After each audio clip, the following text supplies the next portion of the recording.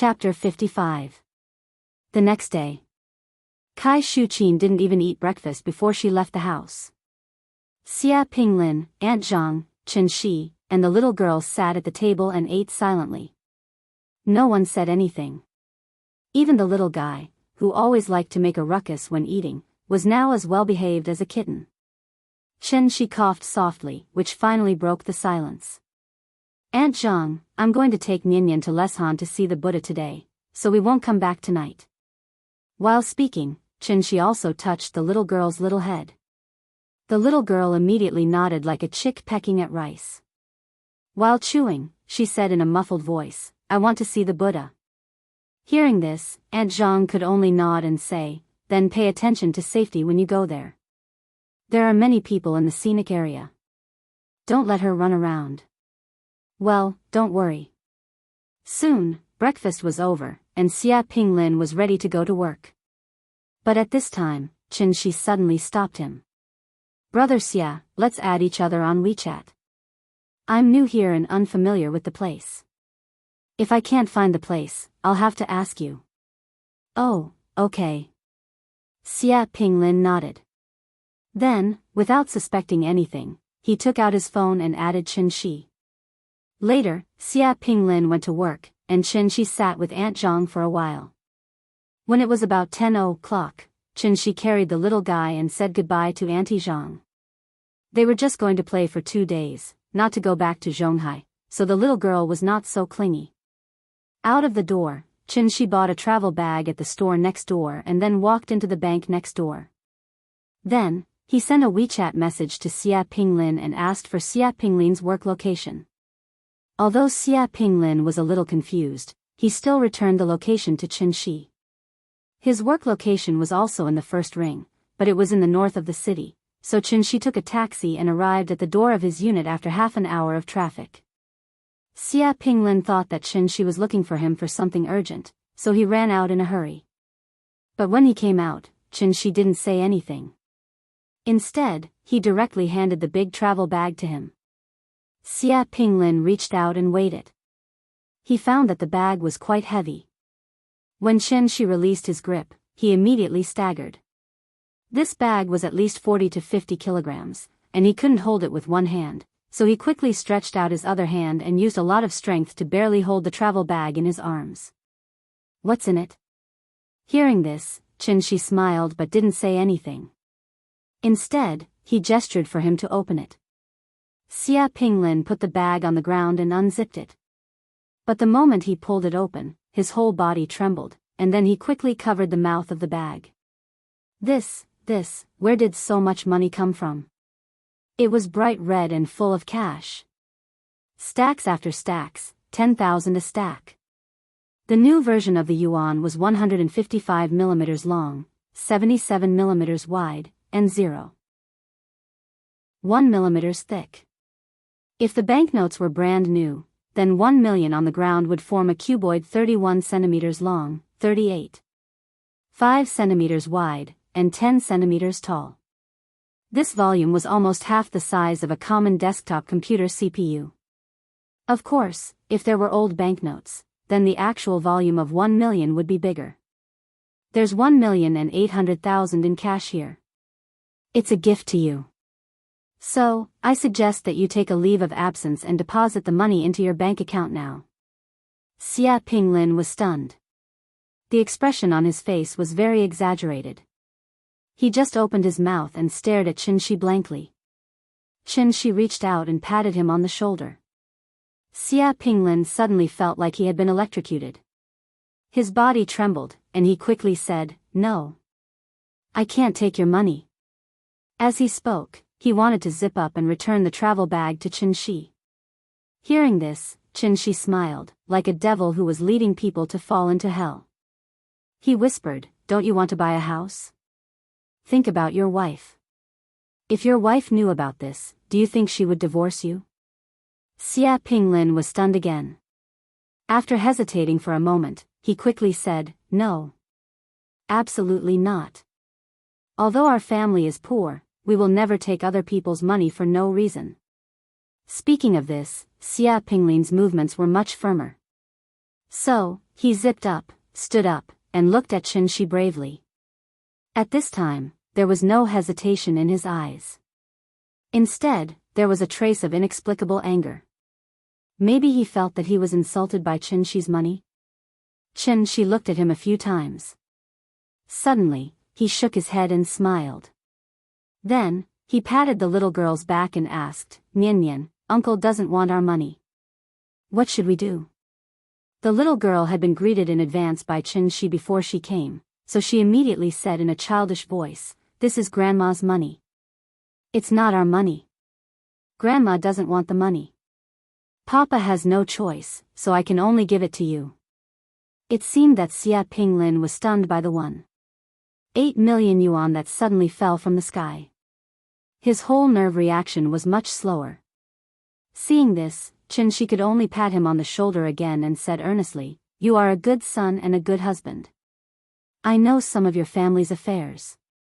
Every family has its own difficulties. As long as it's a family matter, there is no absolute right or wrong, because you are always a family, but there is something I hope you can tell your wife. I hope she doesn't have any prejudice against Aunt Zhang. She has been away for a few years, but she didn't bring back a penny, mainly because I was not at home these years. Without Aunt Zhang, Nyan would not have been able to live peacefully and happily to this day. Aunt Zhang is a good person. She can even take care of Nyan, a child who has no blood relationship with her and has no employment relationship with her, let alone her own daughter-in-law and granddaughter. You are Aunt Zhang's son, and I think Aunt Zhang is half a mother to me. So I want to tell you that the money on the ground is not everything. I owe her too much, and I will slowly pay it back in the future. You know your mother's character. If I give this money to her directly, she will definitely not accept it. She will even help me save it in case I have no one to rely on in the future. The reason why I spent so much effort to convert all this money into cash is not to show off, but because I hope you can take this money home. In the process of her asking you to deposit the money in the bank and transfer it to me, you can persuade her to accept this money with a clear conscience. You are a man, the head of the family. Do you understand what I mean?" As soon as Chin-shi's voice fell, Xia Pinglin suddenly squatted on the ground and cried loudly. On one side was his mother, and on the other side was his wife who gave birth to his child. No matter how poor her conditions were, she always complained all day, but she never left him.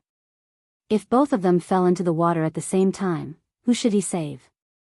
This was a big problem in the world. When faced with this problem, if he easily made the decision to choose one side and give up the other, then he would be truly childish, hopelessly childish. There was nothing that could not be adjusted between family members. Chapter 56. Chin-shi accompanied Xia Pinglin back to the residential area, but they did not enter the house. Xia Pinglin held the travel bag tightly in his arms, turning back to look at Chin-shi every 3 steps. After walking less than 10 meters, he finally couldn't help but put down his bag, and then bowed deeply to Chin-shi. Chin-shi could only smile helplessly and said to the little girl, "Goodbye, Uncle. We're going to see the Buddha." "Goodbye, Uncle." The little girl waved her little hand vigorously. Then, Chin-shi turned around and walked out with her. He did not dare to see Aunt Zhang now. He could not afford to offend her, but he could hide from her. Thinking of this, Chin-shi turned his phone to airplane mode. However, after thinking about it, he turned off the airplane mode and blacklisted Aunt Zhang alone. After this delay, it was already 3:00 in the afternoon when Chin-shi and the little girl arrived at Leshan by bus. They did not have to climb the mountain to see the Buddha. Therefore, when the little girl heard that they could see the Buddha by boat, she immediately clamored to take the boat. They had been on the plane, and now they were finally going to take the boat. There were many tourists here. Because the place was relatively small, it was crowded and lively. It would take about 20 minutes to visit the Buddha by boat, and they would stop in front of the Buddha for 5 minutes. The Leshan Buddha was tall. It was 71 meters tall, the largest stone Buddha statue in the world. The Buddha statue was chiseled from the cliff of one peak of Lingyun Mountain. It was a sitting Maitreya Buddha with a cassock hanging under the double collar, hands on knees, and feet on lotus flowers. The Buddha statue was 59.98 meters tall, with a head height of 10 meters, an eye width of 3 meters, a nose length of 5.6 meters, a mouth width of 3 meters, ears length of 7 meters, neck height of 3 meters, shoulder width of 28 meters, body width of 3 meters, middle finger length of 3 meters, and feet length of 9 meters. There were 1,021 spiral buns on the head, each the size of a round table. 2 people could stand on each ear, and each foot could accommodate more than 100 people. Speaking of the Buddha, there was a legend that had to be mentioned. Legend has it that in the early years of the Tang dynasty, there was a Lingyun temple on Lingyun Mountain. There was an old monk in the Lingyun temple whose Buddhist name was Hai Tong. At the foot of Lingyun Mountain was the confluence of Min River, Qingyi River, and Dadu River. Here, the water was turbulent and the waves were turbulent. They often swallowed the boats and harmed the people. Monk Hai Tong saw that Sanjiang's water was so rampant, he guessed that there must be water monsters causing trouble in the water. In order to quell the flood and prevent the passing ships from being harmed, Monk Hai Tong mobilized the local people to gather manpower and material resources to start building such a large Zhenjiang Buddha. Such a huge Buddha statue naturally couldn't be built in a short period of time. Therefore, when Hai Tong passed away, the Buddha statue only reached the shoulder. Later, after the joint efforts of 3 generations of craftsmen, it took a total of 90 years before the Buddha statue was finally completed. Chen Shi sat on the boat with the little fellow in his arms. He felt that this place where the 3 rivers converged was a bit interesting. Obtaining water was the best, hiding wind was the second best. Using water to prove the dragon, using water as the boundary. The mountains followed the rivers, and the mountains resided in the water boundary. The water flows with the mountain, and the mountain is waterproof. When one enters a game, one must first look at the water before seeing the mountain. There must be a mountain between the 2 waters. When the water meets, the dragon stops. When the water meets, the dragon stops. When the water flies away, the qi disperses. When the water melts, the internal qi gathers. What a great place where the 3 rivers converged. What a great Zhenjiang Buddha. This monk Hai Tong really did have some skills. However, when Chen Shi saw that the plank road next to the Buddha statue was full of tourists, he couldn't help but sigh. In fact, it was true. The Buddha statue had been sitting here for more than 1,000 years. During this period, it had experienced many storms and witnessed many changes of dynasties. Even if there were mysteries in it, they would have been destroyed completely in the long river of history. What a pity, Chen Shi was sighing with emotion about the ruthlessness of time, but the little fellow didn't care so much. The closer the boat was to the Buddha statue, the more excited she became. The Buddha statue in front of them was getting bigger and bigger. The little fellow raised her small head and kept patting Chen Shi's shoulder, indicating that he should look quickly. Papa, look! Look! The little fellow wanted to describe the Buddha statue, but after holding it in for a long time, she still couldn't think of a suitable description.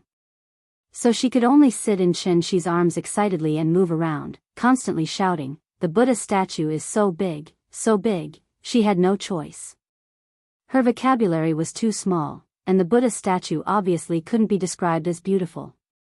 So except for big, the little fellow really couldn't think of any words to describe it. As a scenic spot, if they didn't climb the mountain, the Buddha statue would be finished in a while. So when Chen Shi got off the boat with the little fellow, he found that it was still very early.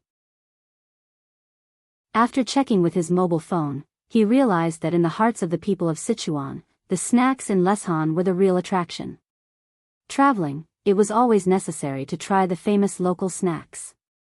Speaking of snacks, the first thing to mention was the tofu pudding. The tofu pudding here had little to do with sweetness and saltiness.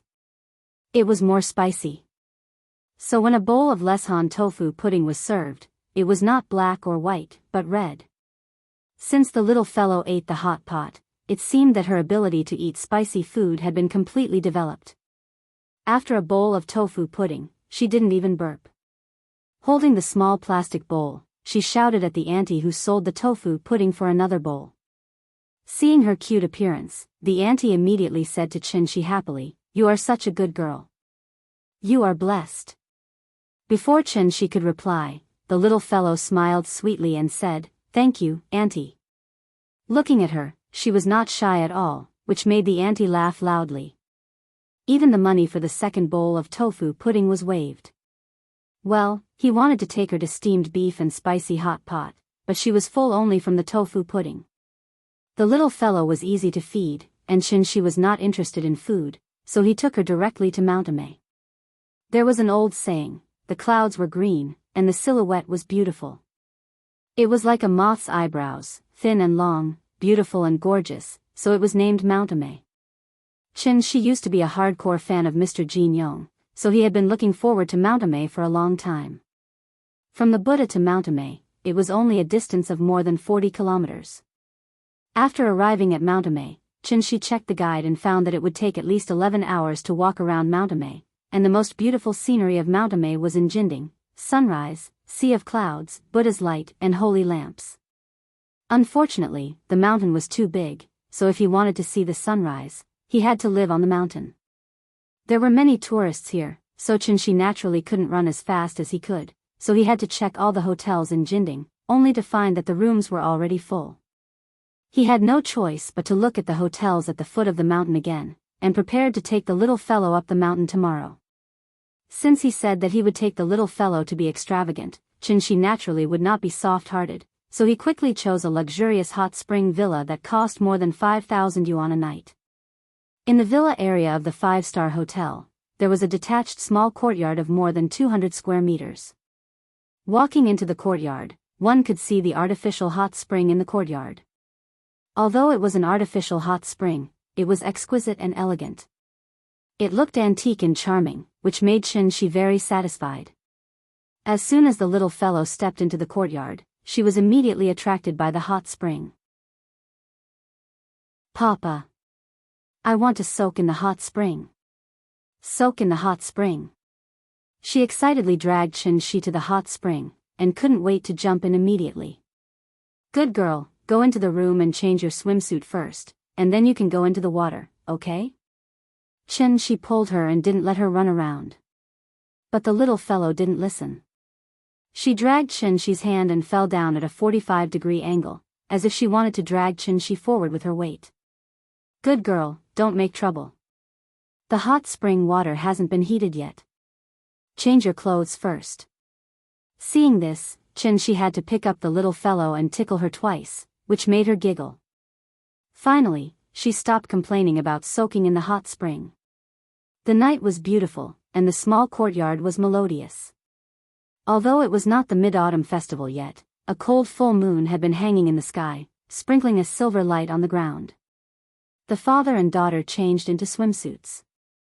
The little fellow was wearing a pink one-piece swimsuit, and she was wearing a small bath cap on her head, which looked very cute.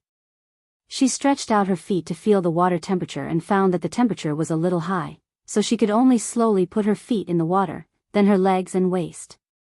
After getting used to it, the little fellow completely put herself in the hot spring with white steam rising. Only her small head was exposed, and her smiling face was blooming like a flower. She soaked for a while and seemed to get used to the temperature of the water, but suddenly stood up from the water. When Chin-shi was wondering what she wanted to do, he saw that she began to scoop water with both hands and splashed it on herself again and again. Seeing this, Chin-shi naturally did not want to be outdone and immediately scooped water to fight back. The father and daughter had a water fight in the hot spring. In the quiet courtyard like a paradise, the little fellow's giggles suddenly sounded. Chin-shi was busy playing with the little fellow, so he didn't notice that his mobile phone in the bedroom suddenly vibrated. It was a WeChat message from Aunt Zhang. There were only 3 words. Chapter 57. It was nighttime. Soaking in the hot spring was very physically exhausting. The little girl was still young, and she was restless when soaking in the hot spring. She was constantly active, so her physical energy consumption was huge. In less than 10 minutes, the little girl was already exhausted. Her whole face was red, like a ripe apple. "It's so comfortable. The little girl let out a kind of silly moan. She folded the towel several times and put it under her head. Then she leaned her head against the edge of the pool and just lay in the water. She was speechless when she saw such a careless action. He waited for a while, but found that the little girl had fallen asleep just like that. Children should not soak in the hot spring for too long, because children's skin was more delicate and their ability to regulate their body temperature was weaker.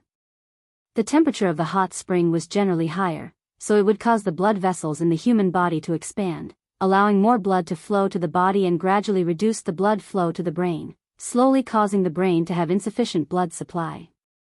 This would undoubtedly cause a certain amount of damage to the child's brain cell development, so it was best for children to not soak in the hot spring for more than 15 minutes. The little girl was sleeping very soundly. She carried her into the bedroom, then wiped her body and changed her clothes. Even such a big movement was not able to wake her up. One could imagine how tired the little fellow was. After covering the little girl with a quilt, she lay next to her. After all, this was the best room in a 5-star hotel, so even she could feel very comfortable. Mountamay was a 5A scenic spot with little industrial pollution. The density of the spiritual energy here was much higher than in Zhonghai. She silently felt for a moment, and then, for the first time, he assumed the posture of 5 hearts facing the sky and began to concentrate on meditation. After an unknown amount of time, she suddenly opened his eyes. Then, he got out of bed and went outside the room, looking in a direction. That direction was the location of Mountamay. He stood in the courtyard, looked in the direction of Mountamay, and then looked at the little girl in the room. After hesitating for a while, she suppressed the curiosity in his heart and decided to go up the mountain to investigate. Although he was very confident in the security of the 5-star hotel, before she left, he still set up layers of restrictions inside and outside to prevent anyone from breaking in and hurting the little fellow. This behavior was somewhat groundless, but she always felt that it was better to be safe than sorry. One could never be too careful. He hadn't even found his wife yet. If he lost his child, he couldn't guarantee that he wouldn't do something terrible. It was the wee hours of the morning, and she was like a fish back in water, quickly skimming over one roof after another. The night was his best coat, so even if someone happened to look up at the sky and see him, they would only think that they were seeing things. She hadn't recovered much of his true essence, so in order to reduce his consumption, he had to give up on flying. Instead, he leaped from roof to roof in the city. Although he wasn't flying, his speed was still extremely fast. In less than 5 minutes, she had already arrived at the foot of Mountamay. At this time, she suddenly seemed to have thought of something, and hurriedly turned back. I almost forgot, although those restrictions could prevent outsiders from entering, they couldn't prevent the little fellow from going out. If the little fellow woke up and found that he was gone, crying would be a small matter. If she ran out to find him, then it would be really troublesome. He didn't want it to be like the 3 of them fighting the white bone demon, where Sun Wukong drew a circle and the demon couldn't enter, but Tang Sanzang went out himself. She would never allow himself to make such a low-level mistake. Back in the room, she saw that the little fellow was still lying on the bed, and he couldn't help but feel relieved. Gently kissing the little fellow's face, she cast a meditation spell on the little fellow to prevent her from waking up prematurely. After that, she patched up the restrictions that prevented the little fellow from going out, and finally rushed to Mountamay with relief.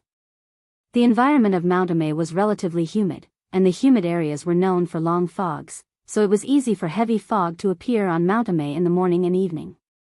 Therefore, many tourists would pray that there wouldn't be heavy fog on Jinding the next morning, so that they could see the famous sunrise on Jinding. She ran along the sightseeing path. Because it was early in the morning, other than 2 or 3 cars of the scenic area's staff, he didn't meet anyone else along the way. After running for about half an hour, she came to a place called the Elephant Washing Pool. This place belonged to the high mountain area, and the urban area was only 420 meters above sea level, but the altitude here had reached 2070 meters.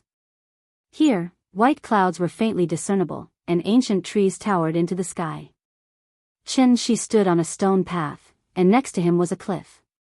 Borrowing the silver light of the clear autumn moon, he lowered his head and looked at the cliff that was like an abyss. Then, he suddenly climbed over the fence and jumped down from the cliff. It took half an hour to come up, but it only took a few minutes to go down. At the bottom of the cliff, there was a basin forest, and near the cliff, there were a lot of rubbish thrown by tourists. Because it was getting closer and closer, Chenxi frowned slightly because of the strange aura. He really didn't expect that in an environment like Earth, where the spiritual energy was sparse, monsters could be born. What was a monster? Monsters were things that covered the essence of qi. Qi was chaotic in the middle, and things changed outside. The form, spirit, qi, and quality were used on the outside and the inside. It was based on the 5 elements and connected to the 5 things. Although the rise and fall of information and change everything, it could be discussed in terms of the phenomenon of reconciliation and blame. It could be roughly understood that monsters that looked like animals, plants, or some other things, but had wisdom and emotions like humans were all called monsters. As an immortal cultivator, Chenxi had a deeper understanding of this. Everything had a spirit, and animals and plants were no exception. Although they were full of bestiality and had extremely low intelligence, there were still some strange creatures among them. These strange creatures might be born with it, or they might have a fortuitous encounter. In short, they learned to refine the spiritual energy of heaven and earth like humans, thus making them stand out from the rest. Just like immortal cultivators, they had unimaginable power. This was a monster. Monsters and immortal cultivators were the same, they also had different realms. Gathering spirit and awakening intelligence were equivalent to immortal cultivators' qi refining stage and foundation establishment stage. And the reason why Chenxi was attracted to this place was because there was a monster in the awakening intelligence stage here. On a planet like Earth that lacked spiritual energy, there was actually a monster whose cultivation was equivalent to the foundation establishment stage. This was obviously enough to arouse Chenxi's curiosity. As he got closer and closer to the monster's aura that ordinary people couldn't detect became stronger and stronger. After passing through a forest, Chenxi finally saw the monster's body on a huge rock that was comparable to a public bus. It stood on the huge rock, its head was raised high, as if it was looking up at the full moon in the sky. The cold moonlight shone on the bottom of the valley, and the monster's shadow was elongated. Explanation: I found that many readers of QQ Browser and QQ Reading are urging me to update. Thank you for your support. This is my new book, and it only has 130,000 words. It was first published on Qidian, and my new book period is not over yet. There will be continuous recommendations for new books. If my word count is too high, it will be published in a short period of time. Then, I won't have any follow-up recommendations, and the results will be fixed as before. So, don't compare me to the authors of QQ Reading, because the types of books are different, so the first website is also different. I have just been published on 6th frequency, and there are still 3rd river and 1 or 2 small recommendations. I will only be published after the first page is strongly recommended. This process will probably last for another month. So, I'll have to trouble you to rest first. It's useless to urge me because Qidian's books are arranged this way. Chapter 58. Mount Ame was the prettiest mountain in the world. As an international 5A tourist attraction with a double heritage of world culture and nature, it received more than 3 million tourists a year. Therefore, Chenxi really did not expect that he would find a monster at the enlightened realm at the foot of Mount Ame. This monster seemed to have found the way to refine the spiritual qi of heaven and earth, so it chose such a place with the richest spiritual qi to cultivate silently. After all, the mountain man was an immortal. Monsters cultivated immortality, and in the endless heavens, they first cultivated the human path and then became immortal. Human beings were the head of all things, and they were born like a flawless piece of white paper. Naturally, it was easier for them to ascend the heavenly path than other things. However, humans were complicated. Some fell in love and never got out, some killed and harmed others to create karma, some refused to follow their hearts and sink into their nature. Human nature was not divided into good and evil, and water was not divided into things. It was easy to do good, and easier to do evil. If a person cultivated their heart from a young age, they would be pure and unimpeded. Naturally, it would be easier for them to step on the great path than other things. There was no free meal in the world, and how could there be an easy way to become an immortal? The devil path was easy to practice evil, and the ghost path was easy to practice suicide. The righteous path was difficult to practice, and it was difficult to achieve 1,000 tribulations. She didn't come here to slay demons and devils, he was just purely curious. Monsters were actually not as evil and cunning as shown in novels and movies. Before they gained intelligence, there was no distinction between good and bad in their behavior. Everything was based on instinct in order to survive.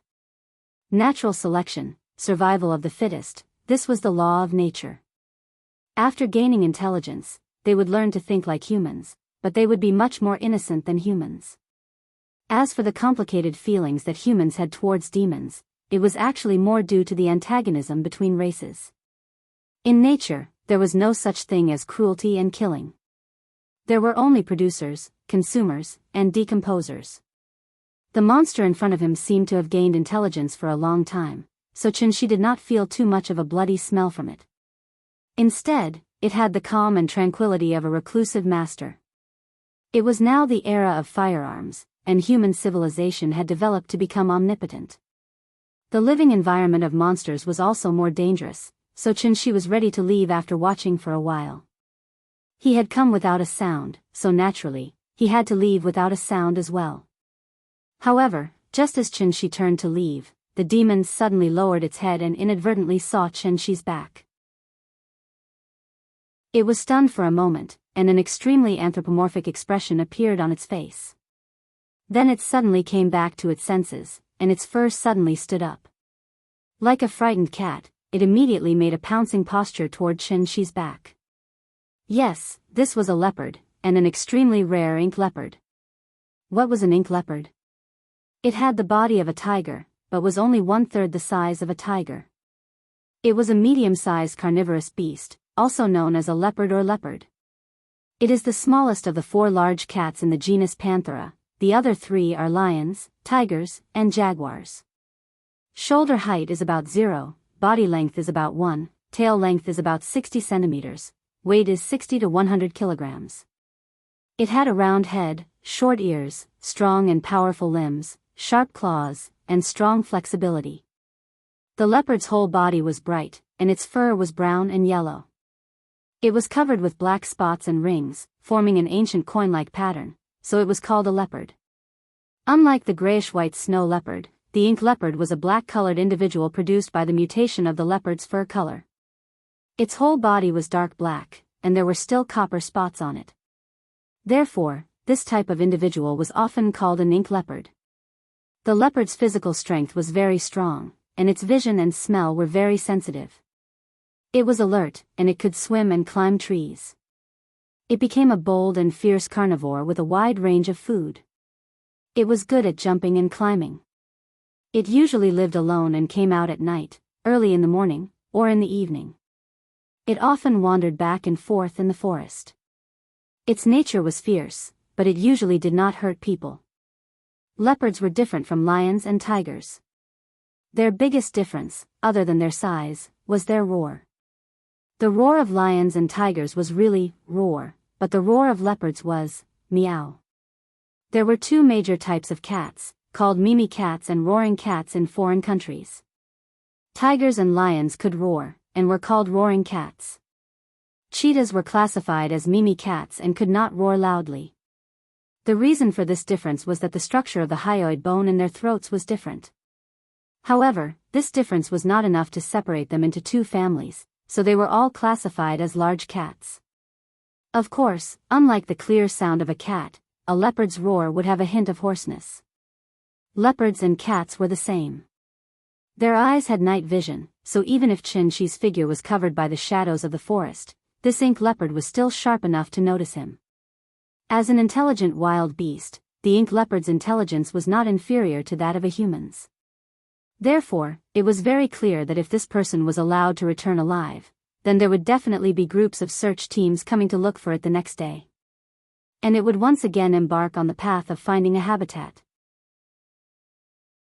Therefore, almost without any hesitation, the ink leopard's muscles tightened, and then it suddenly pounced. Its body was like an eagle pecking at food, and it flew off the giant rock at an extremely fast speed, directly pouncing on Qinshi's back. However, just as it was about to pounce on the human figure, a hand strangely appeared in front of its eyes. The ink leopard was shocked. Before it could react, the hand directly grabbed its neck, and then, like pinching a duck, it pinched its neck and hung it in the air. Monsters were different from humans. They did not learn so many mysterious and unpredictable spells. Their sharp fangs and claws were their most advantageous weapons, and their skin was their strongest defense. Even if they had intelligence, they would continue to temper and strengthen their bodies, and fight against immortal cultivators purely with their physical bodies. Therefore, when the ink leopard's neck was pinched, the sharp claws on its front legs immediately popped out, and viciously scratched at the human's arm. However, after its sharp claws scratched, the ink leopard was shocked to find that its indestructible claws could not even scratch the human skin. At this time, the force from the arm grew stronger, and the ink leopard's breathing became more and more difficult. It had just gained intelligence, but it was far from reaching the stage where it could not eat, drink, or breathe. Meow, the ink leopard struggled and let out a cry, and Qinshi saw a pleading expression on its face. After thinking for a while, Qinshi slightly loosened his fingers, and let the ink leopard fall from his hand. Forget it, with the environment on Earth, without the inheritance of a tribe, and without the guidance of a powerful person, it's already not easy for you to cultivate to the point of gaining intelligence. Go, I'll spare your life today, but you have to remember, don't kill people in the future. After saying that, Qinshi turned around and walked back the way he came. The ink leopard crouched on the ground, and put on a defensive posture. However, after hearing Qinshi's words, a confused expression immediately appeared on its face. It looked in the direction that Qinshi left, and its eyes rolled around, as if it was thinking about something. After hesitating for a while, the ink leopard seemed to have made a decision, and started running in the direction that Qinshi left. Qinshi stood at the bottom of the cliff, and was thinking about whether there was a shorter way to return. At this time, there was a faint sound coming from the forest. Qinshi turned around and saw that the ink leopard was actually following him. The ink leopard carefully came to a place not far from Qinshi, and then suddenly bent its front legs, lowered its head, and let out a series of meows. Qinshi thought for a while, and then asked, "You want to go with me?" Hearing this, the ink leopard immediately raised its head and nodded in a very human-like manner. Then, it let out a meow. Interesting, Qinshi suddenly laughed, and asked, "Can you become smaller?" The ink leopard tilted its head, as if it did not understand what Qinshi meant. However, it seemed to be afraid that Qinshi would not want it, so it quickly let out another meow, and at the same time, used its front paws to scratch the ground a few times. Seeing this, Qinshi squatted down, and then put his hand on its head. Just nice, Nian needs a partner. This great wilderness physical exercise technique is a bargain for you. Thank you, Ning Xiaojia, for the 10,000 reward. I have to hug Ning Xiaojia's long legs tightly. Chapter 59. The next day. By the time the little fellow woke up, the sun was already up to her butt. Qinshi was sitting in the yard, quietly reading a magazine. A black kitten was curled up in a ball, yawning at his feet in boredom. The little fellow sat up, then raised her hands and rubbed her eyes. Before he put down his hands, she had already shouted in a muffled voice, "Papa, Papa. Hey, here, I'm coming." Hearing the little fellow's shout, Qinshi immediately dropped the magazine in his hand and ran into the room. "Papa, carry me." The little fellow couldn't open her eyes. After glancing at Qinshi through a slit, she stretched out her hands for him to carry her. "Okay, let's go. Papa will take you to wash your face." Qinshi put his hand under the little fellow's armpit, lifted her up from the bed, and then carried her to wash up. After washing her face and brushing her teeth, the little fellow finally woke up. Perhaps it was because she had rested well last night, but she seemed to be in high spirits. Before Chen-shi had time to wash her face for the second time, the little fellow had run out of the bathroom excitedly. I'm going to climb the mountain. Don't worry, eat first. Chen-shi quickly put down the towel and chased out. At this time, the little fellow suddenly exclaimed. Ah! Kitty! The black cat was squatting at the door and watching. When it saw the little fellow pouncing on it, it immediately jumped to the bed and avoided the little fellow. The little fellow was not as agile as it. After missing, she didn't give up and turned around to chase it again. But the black cat didn't seem to like being close to her, so it jumped to the bed, kicked the wall hard, and flew out of the little fellow's head. At this time, Chen-shi also came out of the bathroom. He saw the little fellow looking at the black cat eagerly with a face full of desire, so he immediately shouted, "Come back, let her touch you." The black cat paused, and then reluctantly moved to the little fellow. The little fellow squatted down, hugged the black cat and laughed, "Papa. I love it." The black cat struggled to jump out, but Chen-shi glared at it and said, "Remember, it used to be heaven boss, earth second, and you third. Now it's her boss, my second, and you third." Meow. Hearing this, the black cat meowed weakly, as if responding to Chen-shi. The little fellow rubbed the black cat's chin with both hands and then patted its head. She looked at Chen-shi and asked, "Papa, what's its name?" Let's call it Big Cat." "Good. Big Cat. From now on, you're my pet." The little guy hugged the big cat tightly in his arms. However, she did not notice that the black cat in her arms had actually rolled its eyes. Cats were cold by nature. They were the polar opposite of dogs. Therefore, Chen-shi thought for a moment and said to it, "You're also a cat, so I'll treat you as a cat for the time being. Nian is still young."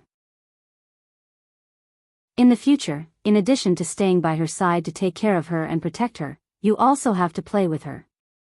You can only be happy when she's happy, understand?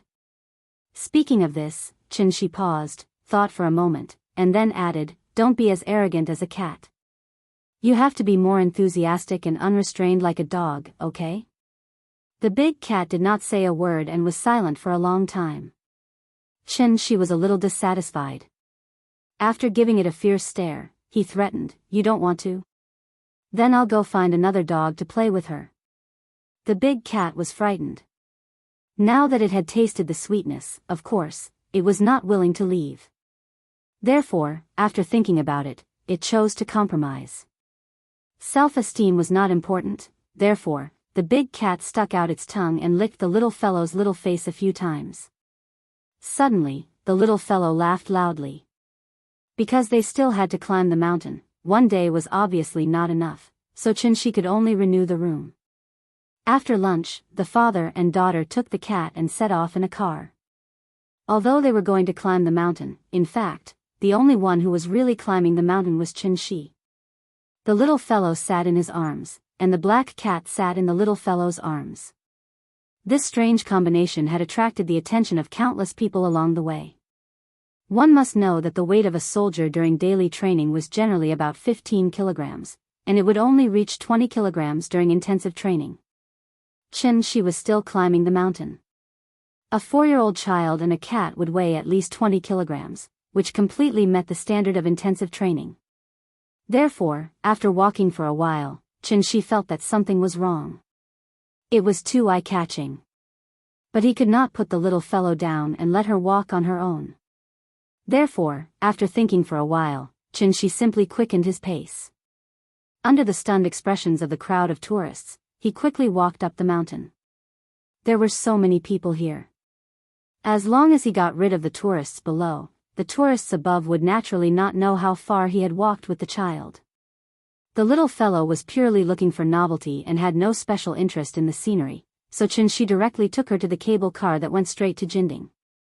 Hearing that they were going to take the cable car, the little fellow was very excited at first, but when she really got on, she felt a little scared. The cable car was different from the plane. Not to mention the small space, the carriage kept shaking when it moved. The little fellow sat next to Chen-shi and hesitantly glanced at the woods below the cable car. She was immediately scared and got into Qinshi's arms, then whispered, "Papa, how long do we have to sit?" "I don't want to sit." Qinshi did not expect this. He had always thought that the little fellow was not afraid of heights, so he quickly held the little fellow tightly in his arms and softly comforted her. "Good girl, don't be afraid. If you are so afraid of heights, then Papa can't take you to play in the sky in the future." Hearing this, the little fellow immediately shook her head and said loudly, "I'm not afraid. I want to play in the sky." After that, she wanted to pretend to be very brave and turned her little head to look out of the window. But then, she was frightened by the height outside and quickly got back into Qinshi's arms, not daring to show her head again. Qinshi touched her head and said with a smile, "Well, Papa is here. Don't be afraid." The Jinding cable car was 1,164 meters long, so they could not sit for long. After getting off the cable car, the little fellow's interest was obviously reduced a lot. Obviously, she had a psychological shadow. Zhu Mo, the 21st son of Zhu Yuanzhang of the Ming dynasty, was a devout Buddhist. He was rewarded 3,000 taels of gold and built the Great Amei Golden Hall at the highest point of Mount Amei. Because the roof tiles, pillars, doors, and lattices of the Golden Hall were all copper and gold, and under the sun, it shone brightly, so it was called Jinding. The real Golden Hall was destroyed in the turmoil many years ago, so now the Golden Hall was a modern building after being restored, not an ancient building that had been handed down. The scenery of Jinding was really beautiful. The vast sea of clouds spread out on the horizon like a snow-white carpet, smooth, thick, and boundless. When the mountain wind blew, the sea of clouds drifted away, and the peaks and ridges became small islands in the sea of clouds. Then, Qinshi took a picture of the little fellow in front of the golden statue of Samantabhadra of 10 Directions. Chapter 60. After soaking in the hot spring again, the trip was coming to an end. At noon the next day, just as Qinshi was packing up and preparing to take Nianyan back to Chengdu, Lin Xian called. Ever since he saved Lin Xian that day, Qinshi had never seen Lin Xian again, and he never had the chance to make up for the meal he owed her. It had only been less than a week, but to Qinshi, it felt like a long time had passed, so much so that he couldn't hear anything wrong from Lin Xian's tone. However, the more normal she acted, the more Qinshi felt that something was wrong with her. "What have you been busy with recently?" "I'm taking Nianyan to Chengdu to play. What's wrong?" "Chengdu? The rehearsal is tomorrow. I thought I should let you know. But don't forget, Fang Lei only has one flower girl and one monk. If you screw up, she'll really be at a loss." "Don't worry, we're ready to come back." Qinshi was talking on the phone while looking at the little girl who was playing hide-and-seek with the big cat in the yard. "Okay, then I won't nag you. See you tomorrow." "See you tomorrow." The so-called hide-and-seek was not a game of hide-and-seek, but a real game of hide-and-seek. The little girl ran, and the big cat chased. It was also difficult for the big cat. Every time it was about to catch up, the little girl would make a smart turn, and then the big cat would have to deliberately pretend that it couldn't make the turn and rush forward, making the little girl stand at the side and laugh. "Okay, Nianyan, stop playing, we should go back to Chengdu." Qinshi walked into the yard, picked up the little girl from behind, and then carried her out. When the big cat saw this, it immediately jumped onto Qinshi's shoulder and laid down on Qinshi's shoulder to take a nap. Before returning to Zhonghai, he had to let the little girl say goodbye to Aunt Zhang. He had already seen Aunt Zhang's WeChat message, but he didn't dare to reply. Aunt Zhang didn't call him after that, so Qinshi was a little nervous. He couldn't figure out what Aunt Zhang was thinking. Although he was hesitating, Qinshi didn't stop walking. After checking out, he took the little fellow and got on the bus to Chengdu. Everything would have to wait until she met Aunt Zhang. To be honest, Qinshi didn't really want to meet Aunt Zhang at this time, but for the sake of the little one, he had to brace himself and make the trip. When he returned to Chengdu, it was only 2 in the afternoon, so Qinshi booked a plane ticket online. In order not to return home too late, he booked the plane ticket for 7:20 p.m. And this time, he bought a first-class ticket. He still had more than 100,000 yuan in his card, so in order to make the little girl happy, he wouldn't hesitate to spend money at all. However, after buying the plane ticket, Chen-shi seemed to have thought of something. He frowned and glanced at the big cat in the little girl's arms. Pets couldn't board the plane, and the first thing to do was to get a quarantine certificate. Then, it would be placed in a pet air box for random transportation. Thinking about it, it was troublesome, so Chen-shi glanced at the big cat, thinking that since it was so smart, it should have a way to sneak through the security check. As long as it could pass the security check, he could put it in his travel bag and bring it on the plane. After leaving the station, Chen-shi took a taxi with the little girl and the big cat to number 262 Courtyard on Wuho Temple Street. Today was Thursday, so Xia Pinglin and Kai Shuqin were not at home. Aunt Zhang was alone at home to take care of her granddaughter. Grandma. Grandma. Open the door, we're back. Chen-shi used the little girl's body to block himself and then sent her to knock on the door. The door opened quickly. Aunt Zhang glanced at the little girl, then glanced at Chen-shi who was hiding behind her. She couldn't help but snort coldly and said, "You've grown up, huh? You don't even answer my phone." After saying that, she turned around and went back into the house. Seeing this, Chen-shi immediately put the little girl down, then patted her back, indicating for her to follow. The little girl understood what Chen-shi meant, so she quickly ran into the house. After Aunt Zhang sat on the sofa, she immediately lay on her lap. "Grandma. I missed you so much." Chen-shi hesitated at the door for a moment before entering the house. In the house, Aunt Zhang was sitting on the sofa with the little girl in her arms. The little girl kept saying good things about Chen-shi, so that Aunt Zhang would not be angry. Aunt Zhang was talking to the little girl in a pleasant manner, but when she saw Chen-shi come in, she glared at Chen-shi fiercely and then said somewhat angrily, "Hurry up and sit down." "Oh, okay. Tell me honestly, what's going on with that one? 8 million? Where did you get so much money?" Aunt Zhang was the first person to see Chen-shi, so she naturally knew how much he was worth. However, she did not expect that as soon as she left Zhonghai, Chen-shi would follow her with 1.8 million. Was he robbing a bank? Hearing this, Chen-shi immediately adjusted his expression and said very seriously, "It's like this. You know, I used to study computer science, and I've been in this line of work since I graduated. Didn't I have a small gathering with a few classmates some time ago? Then they asked me to invest and develop a new software together. You also know that the internet is the most profitable industry now, so I didn't tell you before because it hasn't been done yet." Chen-shi took advantage of the fact that Aunt Zhang did not understand the internet and went up to fool her. Aunt Zhang listened for a long time and saw that he seemed to be telling the truth, so she somewhat believed his words. After all, everything related to the internet in the past few years was too deeply ingrained in people's hearts. So after thinking for a while, Aunt Zhang said solemnly, 1.8 million is too much. If you really want to give me a salary, then it's 200,000 for 4 years. Plus the 50,000 you gave me before, 25 is about enough. It's not easy for you to make money. Wait for me, I'll give you the card." After that, Aunt Zhang wanted to get up to get the card. Seeing this, Chen-shi immediately motioned for the little girl to come over. When Yin crawled over, he picked up the little girl, then stood up and ran out of the house. As he ran, he said, "If you don't accept this money, then don't blame us for not coming back in the future." After he said that, the little girl immediately echoed, "Yes. I'm not coming back. I'm not coming back either." Aunt Zhang stood in the living room and saw that the two of them were so determined. After hesitating for a while, she could only sigh deeply and say, "You should know that I didn't take care of your child for the sake of money all these years, I know."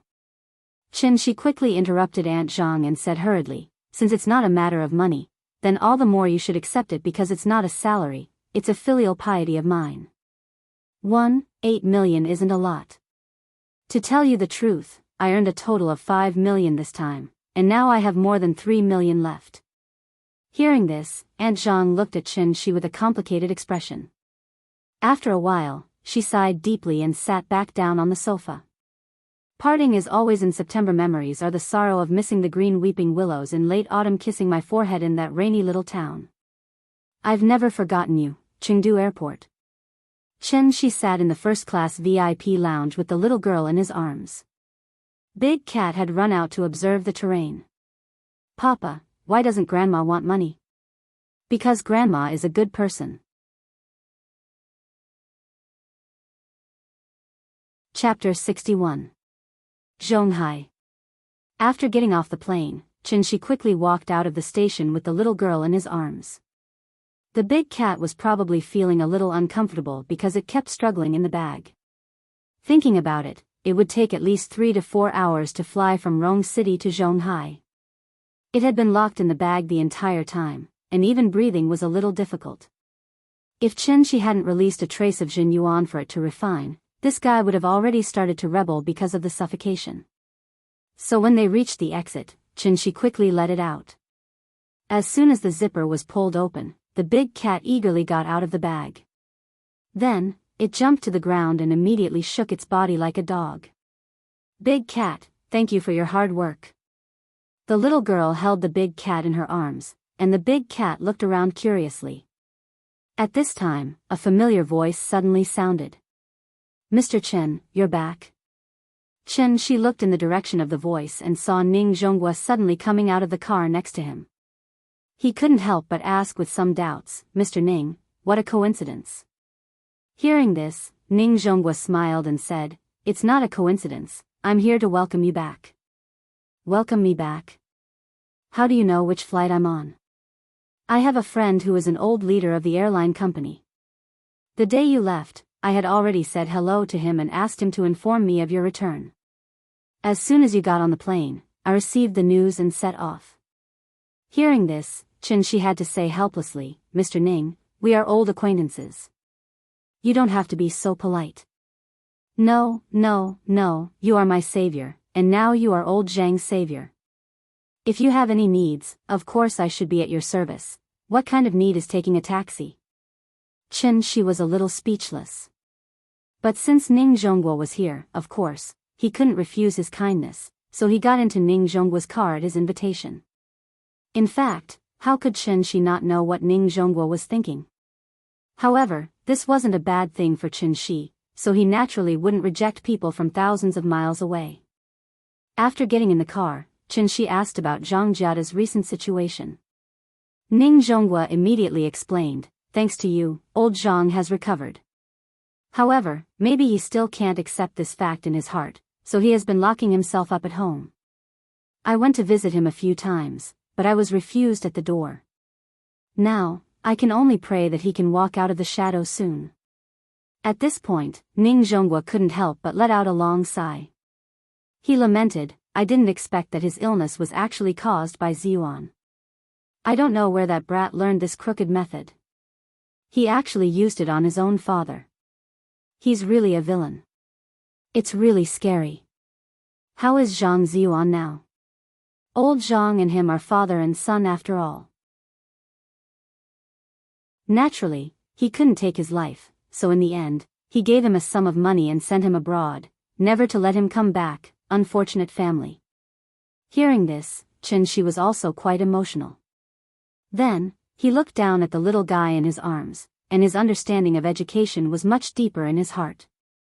The car soon arrived at Kangju district. After Ning Zhonghua and Chen Shi exchanged a few polite words, Ning Zhonghua decisively ordered the driver to drive away. This made Chen Shi a little confused. He thought that Ning Zhonghua would make some request, but he didn't expect that Ning Zhonghua didn't say anything in the end. Could it be that he really came all the way here just to welcome me back? Is this necessary? Chen Shi thought as he walked into the district with the little guy in his arms. When they returned home, Chen Shi put the little guy on the ground and prepared to change his shoes. At this time, the little guy raised the big cat in front of her and said to it solemnly, Big cat, look, we are home. This will be your home in the future. After that, she ran into the living room with the big cat in her arms, and then directly turned on the TV to look for cartoons. Big cat, I'll treat you to cartoons. Meow. The next day. Because there was a rehearsal in the afternoon and the wedding tomorrow, Chen-shi extended the little guy's vacation to the day after tomorrow. After breakfast, Chen-shi was still washing the dishes. The little guy ran over with the big cat in her arms, and then said happily, "Papa, I want to take the big cat out to play." Where do you want to play?" "In the yard." "Oh, okay, wait for me, I'll go with you." Chen-shi nodded. When he was about to put the washed dishes into the cupboard, the little guy secretly smiled, turned around, and ran to the door with the big cat in her arms. "Hey, don't run." Chen-shi took the bowl and quickly chased out of the kitchen. But the little guy didn't listen at all. She ran to the door, and then tiptoed to open the door. Seeing this, Chen-shi couldn't stop her, so he had to shout to the big cat, "Big cat, look after her, don't let her out of the community." With the big cat accompanying her, the little guy shouldn't have any problems in the community, so Chen-shi was not in a hurry. He was going to tidy up the kitchen and then go out to play with her. Although the child was still young, he had to give her some freedom, didn't he? But then again, Nyan used to be very obedient and never ran out by herself. But the big cat had only been here for less than a day, and Nyan already dared to run out alone with it? Could it be that she was led astray by the big cat? As Chen-shi washed the dishes, he wondered if he should warn the big cat. Although the big cat's intelligence was high, it was still a beast after all. In addition, it had been hiding in the mountains for years to practice, so its mind was as pure as Nyan's. After these 2 days of being together, it was more and more obedient to Nyan's words. After Nyan ran downstairs, she directly took the big cat to the children's activity area in the center of the community. This children's activity area was originally just an empty space. At that time, the neighborhood committee hadn't been disbanded yet.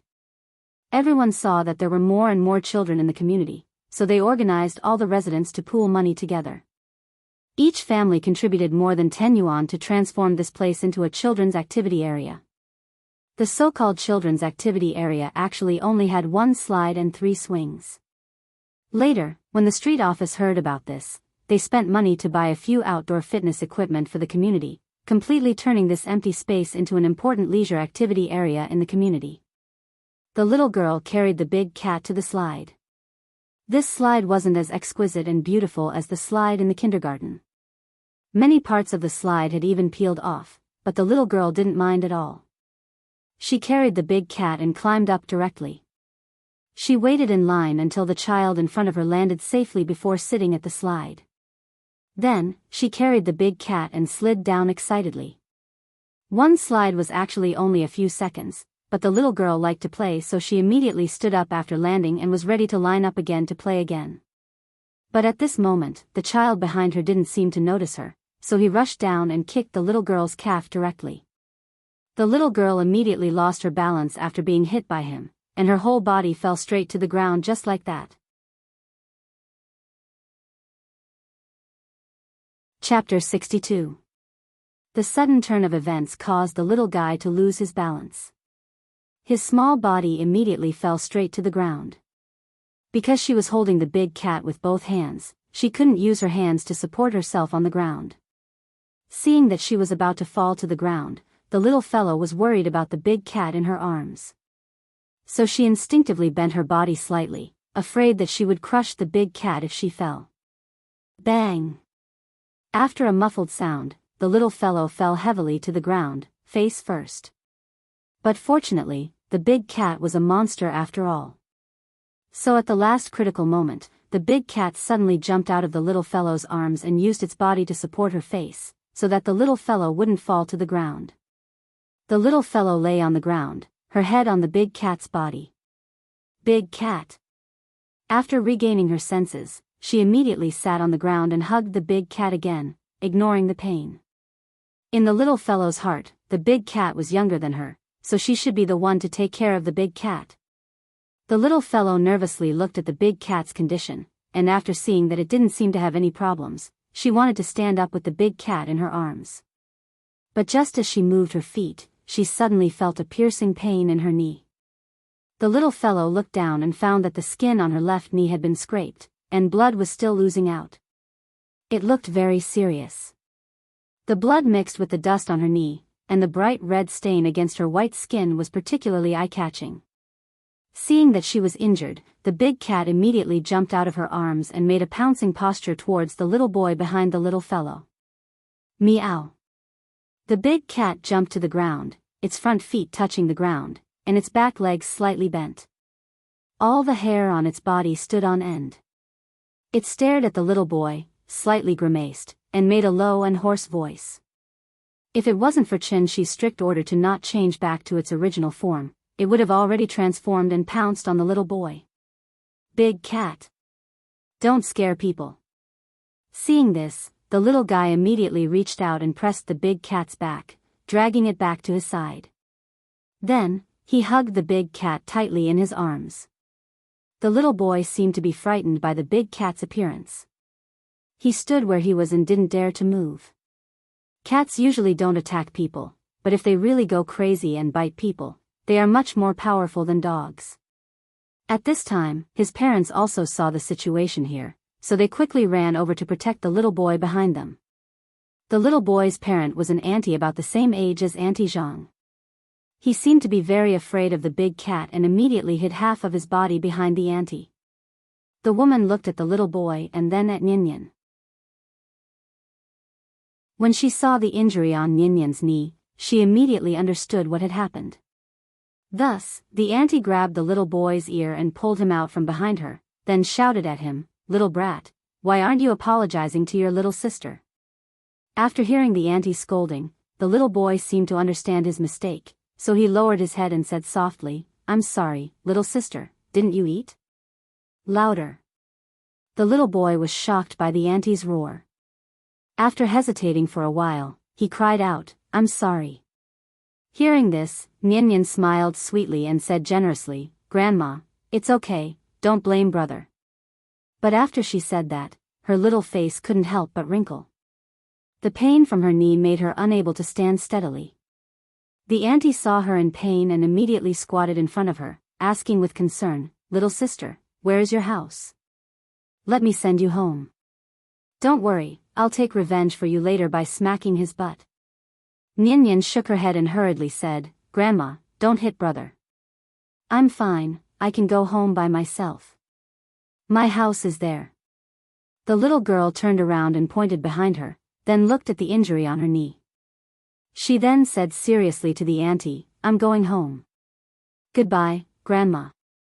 After saying that, she turned around and walked back the way she came. She walked very slowly.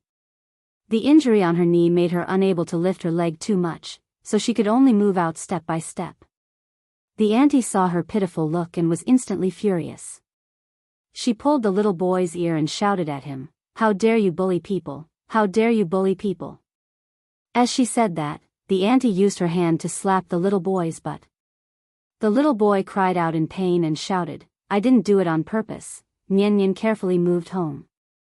Because it was only a scratch, there wasn't much blood on her knee. But that kind of pain was real. It was so painful that she couldn't walk. The little girl didn't know why she didn't cry. In short, her mind was completely blank right now. There was only one thought left, to go home. She slowly walked through the forest path and then came to the main road of the community. Opposite was her home. The little girl stood on the side of the road, looked around carefully, and then moved over step by step. Suddenly, Chen-Shi's figure appeared downstairs. Then, the little girl felt as if she was suddenly flying. The scene in front of her was like a TV series that was fast-forwarded, switching quickly, and her ears were full of whistling sounds. When she came back to her senses, she found that she had returned home. What happened? Chen-Shi sat on the sofa, then put the little girl on his lap, and then looked at the big cat expressionlessly.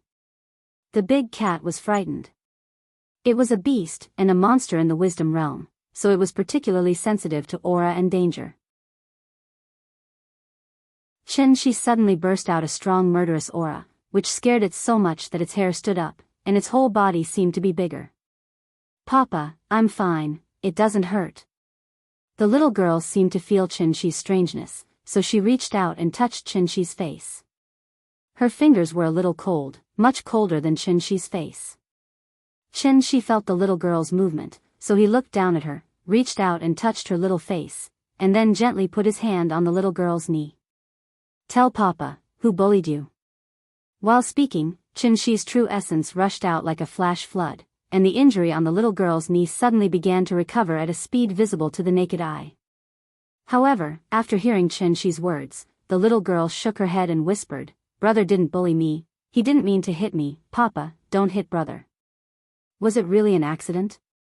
Hearing this, Chen Shi couldn't help but frown, and turned to look at the big cat. Seeing this, the big cat immediately meowed. Fearing that Chen Shi wouldn't understand, it quickly nodded its head. 5 minutes later. When Chen Shi took his hand away, the little girl's knee had completely recovered. Her calf was as smooth as white jade, as if it had never been injured. The little girl scratched her knee doubtfully, but found that it was as if she had never been injured. Except for the itch in her knee, she didn't feel any pain. She was still young, so she didn't know that what happened in front of her could even be called a miracle. But she knew that it was Papa who cured her. So the little girl immediately laughed and kissed Chen Shi on the face. "Papa is so amazing. I don't hurt anymore." Asterisk asterisk asterisk asterisk asterisk asterisk asterisk asterisk asterisk asterisk.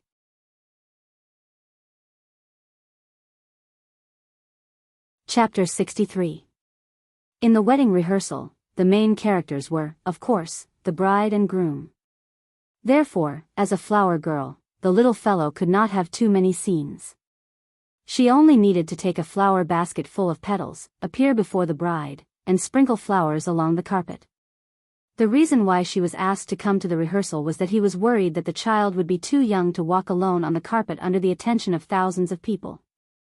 A wedding was sacred and solemn, so it should be done to the best of its ability. Because of the episode just now, the little fellow did not want to go out to play anymore. Seeing this, Chen Shi took her out directly and took a taxi to the address sent by Lin Xian, ready to let her play at the rehearsal place. Fang Lei's family was very rich, which Chen Shi had always known. But it was not until he took the little fellow to the rehearsal place sent by Lin Xian that Chen Shi suddenly had a more intuitive understanding of Fang Lei's family's financial resources. Because Fang Lei's wedding would be held on a luxurious cruise ship. In recent years, with the development of society, cruise ship tourism had become an important part of the international tourism industry, and the total number of passengers around the world was as many as millions. Therefore, more and more people in Huaxia chose to travel by cruise ship. Cruise ships were no longer a rare thing, but it was rare to see someone like Fang Lei who rented an entire cruise ship just for the sake of holding a wedding. This cruise ship was called Xingmeng, and it was a very luxurious large cruise ship, with a displacement of up to 120,000 tons and a maximum capacity of 3,500 passengers. Xingmeng had only been out of the factory for a short time, so compared with some cruise ships around the dock that had been in service for more than 10 or 20 years, it was particularly eye-catching and even exuded a fascinating sense of science fiction. "Papa, this ship is so big, even bigger than the Buddha." Chen Shi stood on the dock with the little fellow in his arms. The little fellow looked up at the giant cruise ship in front of her, and could not help but open her mouth slightly and let out such a sigh. Hearing this, Chen Shi rubbed her little head and said, "The ship is one by one, not one by one, remember?" "Oh, I remember." The little girl nodded blankly, then pointed at the cruise ship and shouted, "Papa, I want to go up and play. I want to take a big ship." "Don't worry, we can only go up when Big Sister comes to pick us up." So, Chen Shi hid in the shadow of the cruise ship with the little girl in his arms. While telling her a story, he quietly waited for Lin Xian to arrive.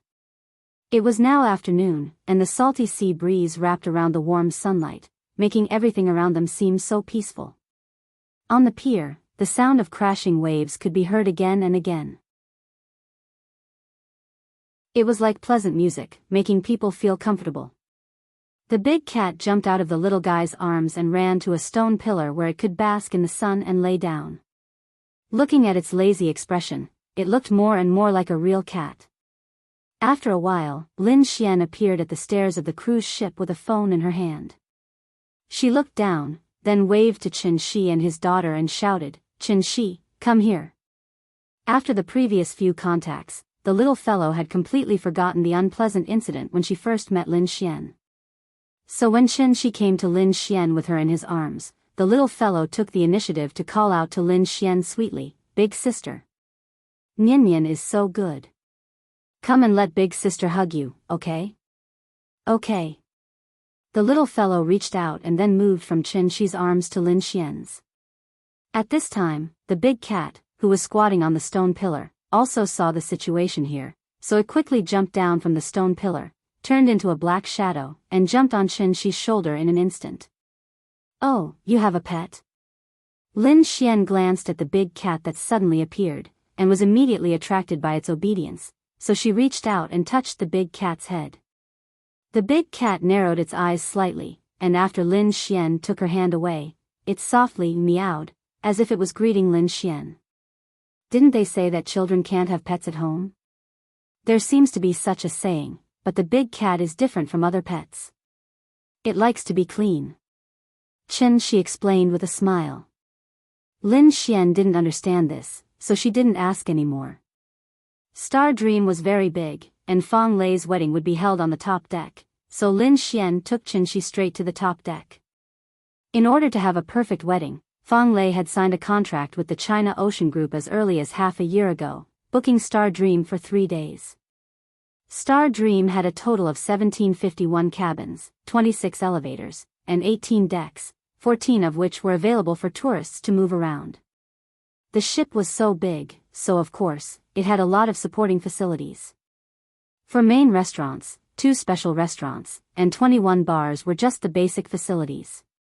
In addition, there was a bowling alley, a sports field, a swimming pool, a spa, and a children's park. It really had everything, and it was very luxurious. Qin Shi followed Lin Xian to the top deck, and the first thing that came into view was a huge open-air swimming pool. He looked at the surrounding environment, then looked at the exquisite swimming pool, and couldn't help but sigh. Fang Lei usually doesn't talk much, and she looks like a cold goddess. I didn't expect her to love romance so much. You really can't judge a book by its cover. Hearing this, Lin Xian rolled her eyes at him and said, "Romance is a woman's nature. If I had the money, I would definitely have a romantic wedding like hers in the future. That way, I wouldn't have lived in vain."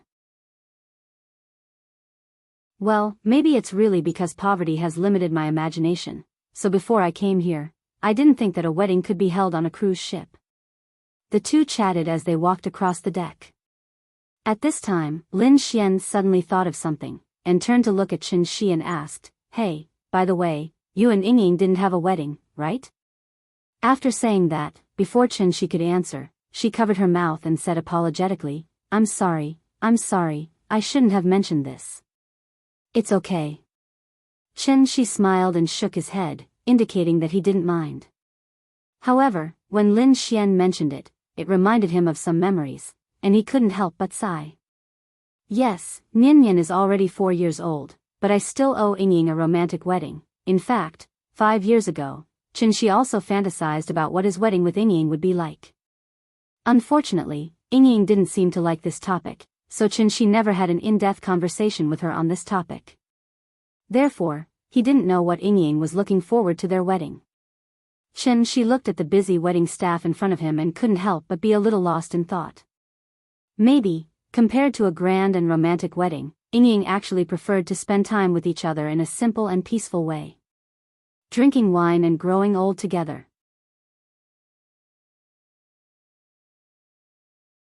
Chapter 64. Love was a matter of 2 people. Marriage was a matter of 2 families.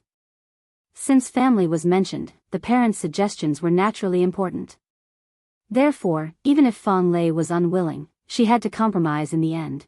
The wedding ceremony could be done in a pure Western style, but the reception of guests and the banquet afterwards must be done according to Chinese standards. Among the 4 ancient civilizations, ancient Egypt, ancient India, and ancient Babylon had long been annihilated in the long river of history because of the invasion of foreign tribes. As the only surviving one, Huaxia not only had a long history of cultural inheritance, but also maintained the continuity of civilization after being invaded by foreign tribes and maintained the long-term vitality of the Chinese civilization. The reason was that Xia people had an indelible national spirit in their bones. Over the years, with the continuous infiltration of Western culture, more and more young people began to like the Western festival, but did not care about traditional festivals such as Tomb Sweeping Day and Mid-Autumn Festival. There were two sides to everything in the world. It was not necessarily wrong, and it was not unilateral to blame others for worshipping foreign things. Thanks to Fang Lei, Chen Shi and the little fellow also enjoyed the luxury suite on the cruise ship. Although it was not as good as the 5-star hotel they lived in May, it had a different experience. The little fellow was very excited. This was the first time she had been on a cruise ship and the first time she had attended someone's wedding. So, in the middle of the night, she finally fell asleep under the comfort of Chen Shi. The next morning. Because in Western culture, if the groom saw the wedding dress before the ceremony, it would be regarded as inauspicious, so Western weddings did not have the part of picking up the bride. Therefore, Fang Lei and her fiancé, Wang Shiwu, had been living on the cruise ship since last night, quietly waiting for the wedding to begin. Fang Lei's father was a college student in the 1980s. After graduation, he entered the state unit. Later, he caught up with the business boom in the 1990s, so he resolutely resigned from his position as a cadre of state-owned enterprises and came to Zhonghai alone to work hard. It took him decades to finally lay a large foundation. Fang Lei's father was highly educated and cultivated. He could be said to be the model of a generation of scholarly businessmen, so he was very popular in the circle of rich people in Zhonghai. Today was his only daughter's big day. So many rich and powerful people would come to support. Early in the morning, countless luxury cars appeared at the dock. Father Fang and Mother Fang both felt that the Western style was not desirable, so no matter how much Fang Lei complained, they were not moved. Instead, they changed into brand new formal attire early in the morning and stood at the dock to personally welcome every guest. When an ordinary family got married, they would usually arrange 30 to 40 tables. Some families would arrange 80 to 100 tables. However, for a wealthy family like the Fang family, who had a wide network of connections and friends all over the world, there would naturally be more guests. Due to the limited number of seats on the top deck, not everyone could get an invitation of the highest standard and go to the top deck to watch the ceremony. As for the guests who were unable to go to the top floor, they were arranged to stay on the lower deck and watch the live broadcast through the big screen. Guests arrived at the cruise ship one after another at 9:00 in the morning. Fang Qiu's father welcomed every guest with a smile. Suddenly, his assistant ran to his side and whispered to him, "Mr. Fang, the two Mr. Nings from the Ocean Group are here." "Oh? Old Ning is here too? Wasn't he in poor health recently?" Fang Qiu's father was a little surprised. He quickly looked in the direction his assistant was pointing and saw Ning Zhonghua in the crowd. Therefore, he immediately walked out from behind the reception area and laughed. "Old Ning, what a rare guest. Let's have a few drinks later." As he spoke, he walked up to Ning Zhonghua and gave him a warm hug. Some of the guests around did not know Ning Zhonghua, but after seeing Fang Qiu's father's action, they immediately paid attention and secretly observed Ning Zhonghua, wanting to remember him firmly in their hearts. After the hug, Ning Zhonghua immediately said with a smile, "Old Fang, you're treating me as an outsider. Your precious daughter is getting married, so of course I have to come and support her. Hey, I heard that you were hospitalized some time ago, right? How are you? Are you feeling better?" "I'm fine. I'm in good health now." Fang Qiu's father and Ning Zhonghua exchanged a few polite words, then his eyes fell on Ning Qiudong. "Oh, Qiudong has become prettier again. When are you going to invite me to the wedding?" In order not to steal the bride's limelight, Ning Qiudong specially chose a rather dignified and low-key black gown today. Hearing this, Ning Qiudong smiled. Before she could say anything, Ning Zhonghua laughed and said, "It's still early, still early. My precious daughter is not as sensible as your daughter. She's eager to excel and looks down on all men in the world. I'm so worried. Children and grandchildren have their own lives. As a father, you can't be too nosy. The three of them chatted for a while before Ning Zhongguo wheeled Feng Qiu's father back to the reception area. After signing his name on the guest list, Ning Zhongguo laughed and said, "Old Feng, you have a lot of things to do today, so don't worry about us. We'll go up first. You can go greet the other guests. When you're done, we'll meet again." "Okay, then I'll be rude." Feng Qiu's father nodded, then waved his hand to call over his assistant. "Xiao Sun, bring President Ning up first." The assistant nodded. Just as he was about to invite the father and daughter of the Ning family to board the ship, Feng Qiu's father stopped him and whispered in his ear, "First row." The assistant nodded calmly. After boarding the ship, he led the father and daughter of the Ning family to the other side of the tunnel. They took the elevator directly to the top deck. Chen Shi took advantage of the time to bring the little girl to the top deck. At this time, many guests were already seated. Melodious light music echoed above the deck. There were white flowers and exquisite decorations all around. As time went by, the orange-red sun slowly rose from the east, gradually blooming with golden light. Amidst the sea breeze, the atmosphere became more and more lively. Chen Shi held the invitation. When he realized that there was no seat number on the invitation, he casually sat down in the last row of the VIP seats. After sitting down, the little guy immediately began to move restlessly from left to right. She was so excited. Sister said that when the wedding was about to start, she could go backstage and change into a beautiful white gown. Why didn't she let her change in advance?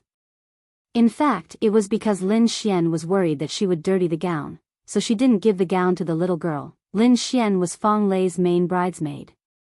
As Wang Lu was already married, she was not a bridesmaid. Chen Shi looked around. Suddenly, he saw a familiar face in the crowd. Li Xiuwen. At this time, Li Xiuwen also noticed Chen Shi. He seemed a little surprised to see Chen Shi here. However, out of courtesy, he took the initiative to nod at Chen Shi. Seeing this, Chen Shi nodded back at him. However, at this time, Li Xiuwen suddenly froze. Because he remembered something. Therefore, after hesitating for a while, Li Xiuwen immediately walked toward Chen Shi.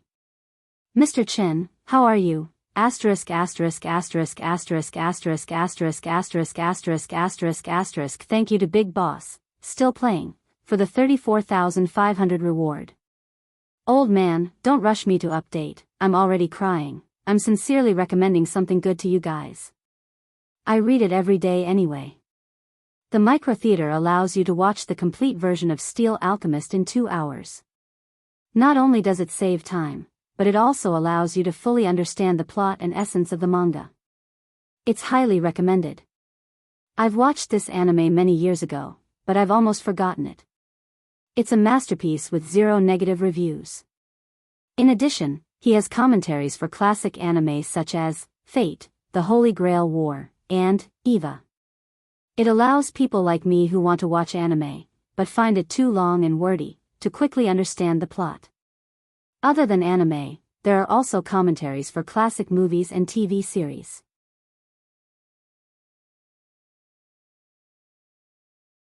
Chapter 65. How have you been? Chen Shi nodded in response. To be honest, he was not familiar with Li Xiuwen. And that night at Sally's restaurant, he even injured Zhao Yuan in front of Li Xiuwen. Regardless of whether Zhao Yuan was familiar with Li Xiuwen or not, at least Zhao Yuan was called by Li Xiuwen. Therefore, when Chen Shi injured Zhao Yuan, it was already disrespectful to Li Xiuwen. Therefore, Chen Shi did not think that Li Xiuwen would have a good impression of him. However, after the two met, Li Xiuwen's reaction was somewhat out of his expectations. What's Mr. Chen been busy with recently? After greeting Chen Shi, Li Xiuwen sat beside Chen Shi and asked with a smile. Taking care of the child. After saying that, Chen Shi rubbed the little one's head. His behavior immediately made the little one unhappy. She quickly reached out and patted Chen Shi's hand. Then, she gently covered her hair with both hands and said in a coquettish voice, "Papa, you're so annoying. Don't touch my hair." The little one's hairstyle today was not simple. She woke up early in the morning and followed the steps on the internet step by step to make her a flower girl hairstyle. It was very complicated, but it really looked good, so the little one liked it very much. Really? Ha! Li Xiaowen could not help but laugh dryly. He had already seen Qianxi's information from Zhao Yuan, but his intuition told him that Qianxi was not simple. If he was really as simple as the information described, how could he explain the blank 5 years in between? It was very rare in today's society for a person to mysteriously lose 5 years' worth of information and not be able to find anything. It was also because of this that when Zhao Yuan wanted to seek revenge on Qianxi, he was not optimistic about Zhao Yuan and even wanted to advise Zhao Yuan not to pursue the matter anymore. Unfortunately, Zhao Yuan wanted to hurt Lin Xian, and because of this, he angered Li Xiaowen. The two parted on bad terms, so Li Xiaowen did not know whether Zhao Yuan had sought revenge on Qianxi or not. Following this period of investigation, Li Xiaowen realized that things were getting more and more complicated. Because Zhao Yuan had gone missing. The day after the two of them met, she disappeared. Even the Zhao family did not know where Zhao Yuan had gone. It was as if he had completely disappeared from the face of the earth. No matter how one looked at it, there was something strange about this matter. Hence, the moment Li Xiaowen saw Qianxi, he could no longer suppress the doubts in his heart. He pretended to ask casually, "Oh, by the way, I wanted to ask you, did Zhao Yuan come to you again after that?" Hearing this, Qianxi did not immediately answer. Instead, he glanced at Li Xiaowen without batting an eyelid. Seeing this, Li Xiaowen immediately chuckled and explained, "Zhao Yuan and I can be considered acquaintances. Mr. Chen, you are Lin Xian's friend. If he still finds trouble with you, I can be a peacemaker and have a good talk with him. After all, it's better to squash enmity rather than keep it alive." After hearing Li Xiaowen's words, Qianxi shook his head and said calmly, "He didn't find me." "Oh," Li Xiaowen nodded, then said somewhat unwillingly, "All right, if you need any help, just let me know. I don't have your number yet. If you don't mind, let me know." As he spoke, Li Xiaowen took out his phone and waited for Qianxi to give him the number. But at this moment, a voice suddenly came from behind them. "Mr. Chen?" Qianxi looked back and saw Ning Zhonghua and Ning Chudong coming up behind him, side by side. "Mr. Ning?" "Huh, what a coincidence, Mr. Chen." Ning Zhonghua laughed as he came to Qianxi's side, then sighed. "We are really fated to meet at someone else's wedding. This time, I didn't arrange it on purpose." After saying this, Ning Zhonghua laughed loudly, as if meeting Qianxi here was something to be happy about. "Mr. Chen, hello." Ning Chudong looked at Qianxi with a complicated expression, then lowered her head to greet him. She had already heard about Zhang Jiada from Ning Zhonghua, so she truly understood how powerful Qianxi was. Therefore, when she spoke, her tone and expression naturally carried a little bit of respect. Ning Zhonghua's sudden appearance caught Li Xiaowen off guard. They were all in the same circle, so how could he not know Ning Zhonghua and Ning Chudong? He also had his own shipping company, but compared to the Ning family's ocean group, it was really a small business. Many of his company's orders were even leftovers from the ocean shipping group, and then they were casually outsourced to him. "Uncle Ning, Sister Ning, hello." After Ning Chudong and Qianxi finished talking, Li Xiaowen quickly stood up and chose a very suitable time to appear in front of Ning Zhonghua. Ning Zhonghua seemed to have seen Li Xiaowen at this time. He turned his head and laughed. "Oh. It's Xiaowen? Where's your dad? Why don't I see him? My dad is still abroad, so I can only come on his behalf today." Oh, okay." Ning Zhonghua nodded, as if he had no intention of talking to him in depth. Seeing this, Li Xiaowen could not help but feel anxious. Although the ocean shipping group had been handed over to Ning Chudong, Ning Zhonghua's words still had a decisive effect. In fact, Li Xiaowen's relationship with the Ning family was quite deep. The reason why he was named as one of the top 10 youths in Zhonghai was mainly because of his shipping company. This company was built by him, and the reason why it developed so quickly was because of Ning Zhonghua's help. A small company with no qualifications, in just a few years, through the outsourcing of the Ocean Shipping Group, became one of the top 10 shipping companies in Zhonghai. What did it rely on? It relied on face. It was his dad's face. Ning Qiudong looked down on Li Xiuwen, because she felt that this person lived too superficially. Although they were all rich second-generation heirs living in the shadow of their fathers, Ning Qiudong could take charge of the entire Ocean Shipping Group on her own.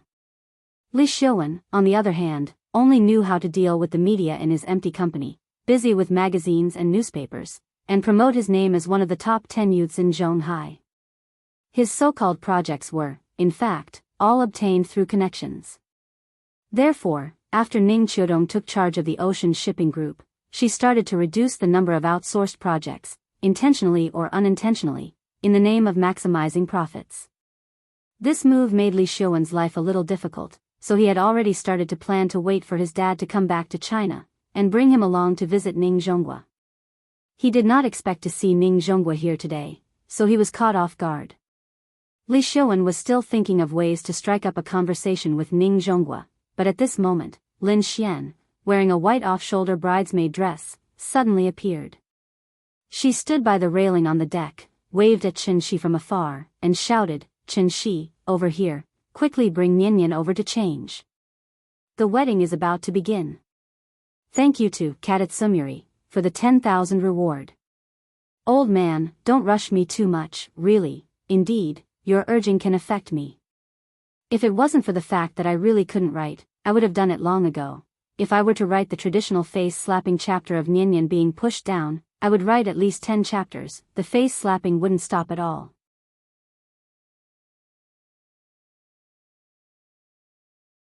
Chapter 66. Just as Ning Zhonghua was about to send Li Xiuwen away and sit down to chat with Chen Shi, Lin Xian appeared. Her appearance immediately attracted the attention of many people. Lin Xian was very beautiful today. Although she had already put on the simplest bridesmaid makeup in order not to steal the bride's limelight and wore the simplest white dress, it still could not hide her beauty. "Excuse me, I'll excuse myself for a moment."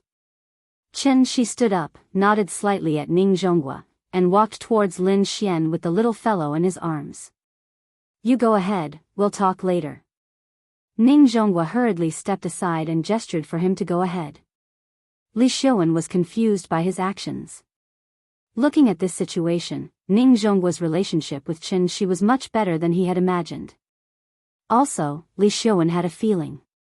Ning Zhonghua seemed to be lowering his status in front of Chen Shi. What kind of show was this? Li Xiuwen had not recovered from his shock, but Ning Zhonghua had already walked away.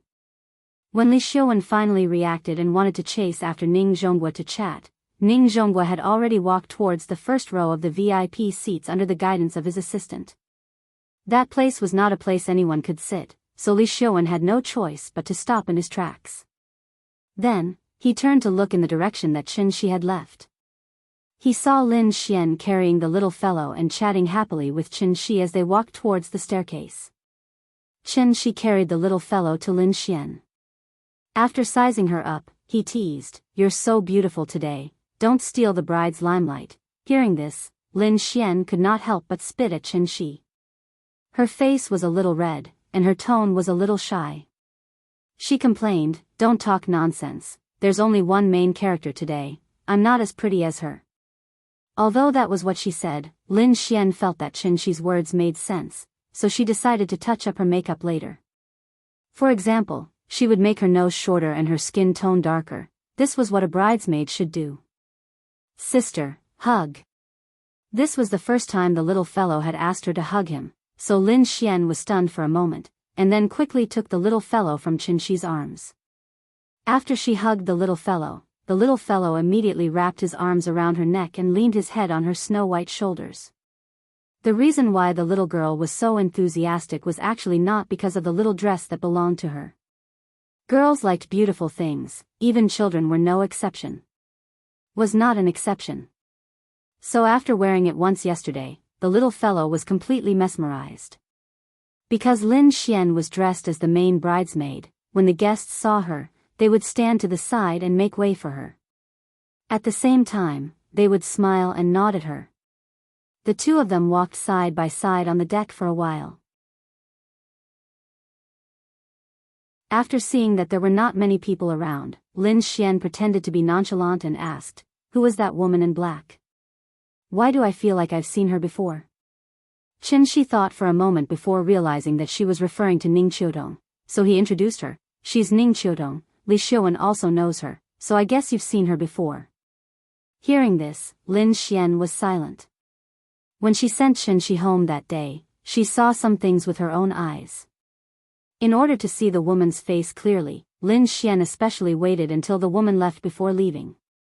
So she could not be wrong. The woman in the black dress was the woman who suddenly knelt in front of Qin Shi that night. After thinking for a while, Lin Xian continued to ask, "Li Xiuan's friends are not ordinary people. Didn't you just return to Zhonghai? How did you get to know them?" "Because of a misunderstanding, I became friends with his father, so I went to their house a few times." After hearing his words, Lin Xian secretly glanced at Qin Shi. He was not telling the truth. But since Qin Shi did not want to say, she naturally did not ask anymore. Thinking of this, she could not help but snort lightly, and then did not want to talk to Qin Shi anymore. Carrying the little fellow, she quickly walked into a room around the corner. "Wait here, I'll bring her to change." "Okay." Bam! The sound of the door closing was a little loud. Qin Shi did not seem to notice Lin Xian's strange behavior. After seeing her close the door, he stood by the railing and looked down at the scenery below. After waiting for a while, Lin Xian still had not come out, but the sound system on the cruise ship rang. The band on the top deck began to play. The string quartet performed a soothing and melodious classical music. After the guests on all levels of the cruise ship heard the music, they stopped the noise and sat quietly in their seats, waiting for the wedding to begin. About 10 minutes later, the cruise ship set sail with a deep and drawn-out whistle. The flower girl was not the bridesmaid, so the cuter the better. So when Lin Xian came out with the little fellow again, the little fellow had changed into a top Israeli wedding dress brand, Galia Lahav custom-made white puffy gauze dress. She was wearing a pair of white princess shoes and a garland made of real flowers on her head. She looked like a little angel who had descended from the heavens to the mortal world. "Nian is so cute. Come, let daddy kiss you." Seeing his daughter's cute little face, Qin Shi was suddenly overjoyed and quickly stepped forward to kiss her. However, the little fellow was now proud. Before Qin Shi's mouth could get close to her, the little fellow pressed her forehead and pushed him away. She pouted and said with disgust, "No.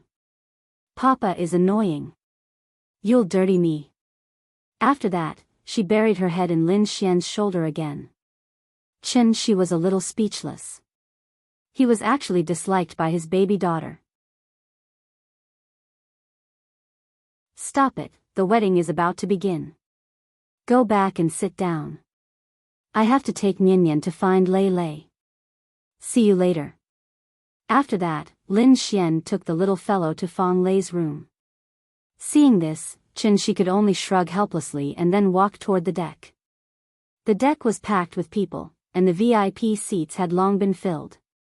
Many children did not want to watch the broadcast, so they did not listen to the adults at all and ran to the top deck to see the live scene.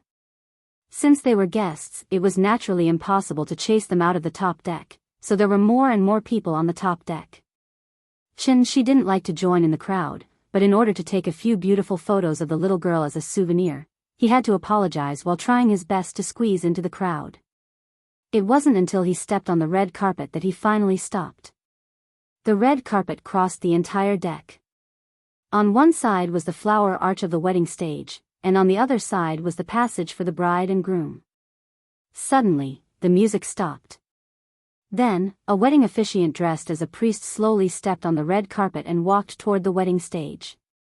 After the priest finished his speech, the music started again. But this time, it was the wedding march that was playing. The groom, Wang Shiwu, slowly appeared at the end of the passage under the priest's introduction. After the groom stood on the stage, the best man and the bridesmaid walked up the passage one by one.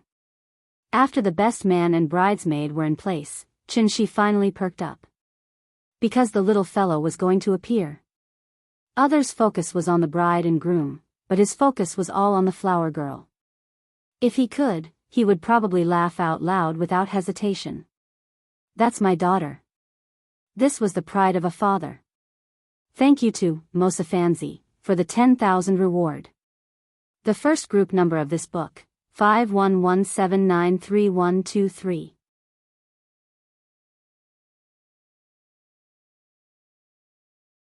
Chapter 67. She looked at the entrance of the passage nervously. Suddenly, the little girl appeared. She was like a cute little angel, wearing a white fluffy gauze dress, and suddenly appeared in front of everyone's eyes. The little girl's expression was a little nervous, and her little face was very tight. Perhaps she didn't expect there to be so many people here. This was the grandest occasion she had ever experienced in her life. The red carpet in front of her led to the wedding stage, and both sides were densely packed with people. The little girl was only a little more than a meter tall, so the adults on both sides were like two high palace walls, blocking all of her sight. As far as she could see, she could only see the other side of the stage from the end of the red carpet. Because there were too many people, she couldn't see where Papa was, and she couldn't help but feel more nervous. She thought this was a fun thing to do. But it wasn't until she stood here that she realized everything was different from what her sister said. Then, the little girl's mind went blank because of nervousness. Whose child is this? So cute. That's right, if only my daughter was as beautiful as her. This young lady is truly a great beauty in the making. Look, our family is blushing when looking at this girl. Brat, how old are you? She stood in the crowd, listening to everyone talking about the little girl who suddenly appeared, and suddenly felt very proud. He slightly turned his body, hoping that the little girl could see him. But because there were too many people, the little girl didn't notice him. The little girl stood at the entrance of the passage for at least 5 seconds. At this time, a staff member of the wedding company quietly urged her behind, Nyen, go, just walk to the stage on the opposite side. The little girl tilted her head and glanced at the staff member. After taking a deep breath, she slowly took the first step. She sprinkled flowers every 3 steps, and before she reached the end, she had to sprinkle all the petals in the basket. This was her task. It sounded very simple, and during the rehearsal last night, she had easily walked through it twice. But when it was actually carried out, the little girl found that she actually forgot how to walk. How should she walk? It was just like writing a word. After writing it, he felt that the word shouldn't be like this. The little fellow's feet were very stiff, and he even began to wonder how far he should take each step. When she saw her expression, he knew that she was nervous. A 4-year-old child walking alone on the red carpet under the watchful eyes of thousands of people, one could imagine how much pressure she was under right now. She kept waving at her, but the little girl didn't even look at him and kept walking forward. Seeing this, she immediately kicked the big cat sitting at his feet and whispered, go to the front and lead the way for her, but don't walk on the carpet. The big cat was very smart. It immediately understood what she meant, so it immediately jumped in the direction of the little guy. The little guy was short to begin with. When he saw the big cat running over from the side of the carpet, he immediately noticed it. Meow. The big cat softly called out to the little guy. This made the little guy's heart calm down a lot, and her footsteps finally became more natural. She walked towards the stage while scattering flowers, and the big cat was 1 or 2 meters in front of her, leading her along the red carpet. Maybe it was because all her attention was on the big cat, so when the little guy passed by she didn't even hear she calling her. After walking about 2/3 of the way, the little guy's tense little face finally showed a natural smile, and it was obvious that she had relaxed a lot. But at this moment, an accident happened. Just as the little guy was counting her steps and scattering flowers as she walked, she suddenly lost her balance and fell heavily to the ground. As if replaying the scene from yesterday, the way she fell was exactly the same as yesterday. But this time, the big cat didn't cover her in time. Amidst the exclamations of the crowd, the little guy fell heavily to the ground, and the petals in the flower basket scattered all over the ground. And her sudden fall was instantly shown to everyone through the broadcast on the big screen. Meow. When the big cat heard the movement, it immediately turned around and ran to Nyan-Nyan's side. Chen-Shi also reacted and wanted to go forward to help her up. But after hesitating for a moment, Chen-Shi chose to call back the big cat, and at the same time, he transmitted his voice to Nyan-Nyan, "Baby, don't be afraid. Stand up. Daddy is behind you. Stand up and be brave. You've already walked so far, stand up and keep walking.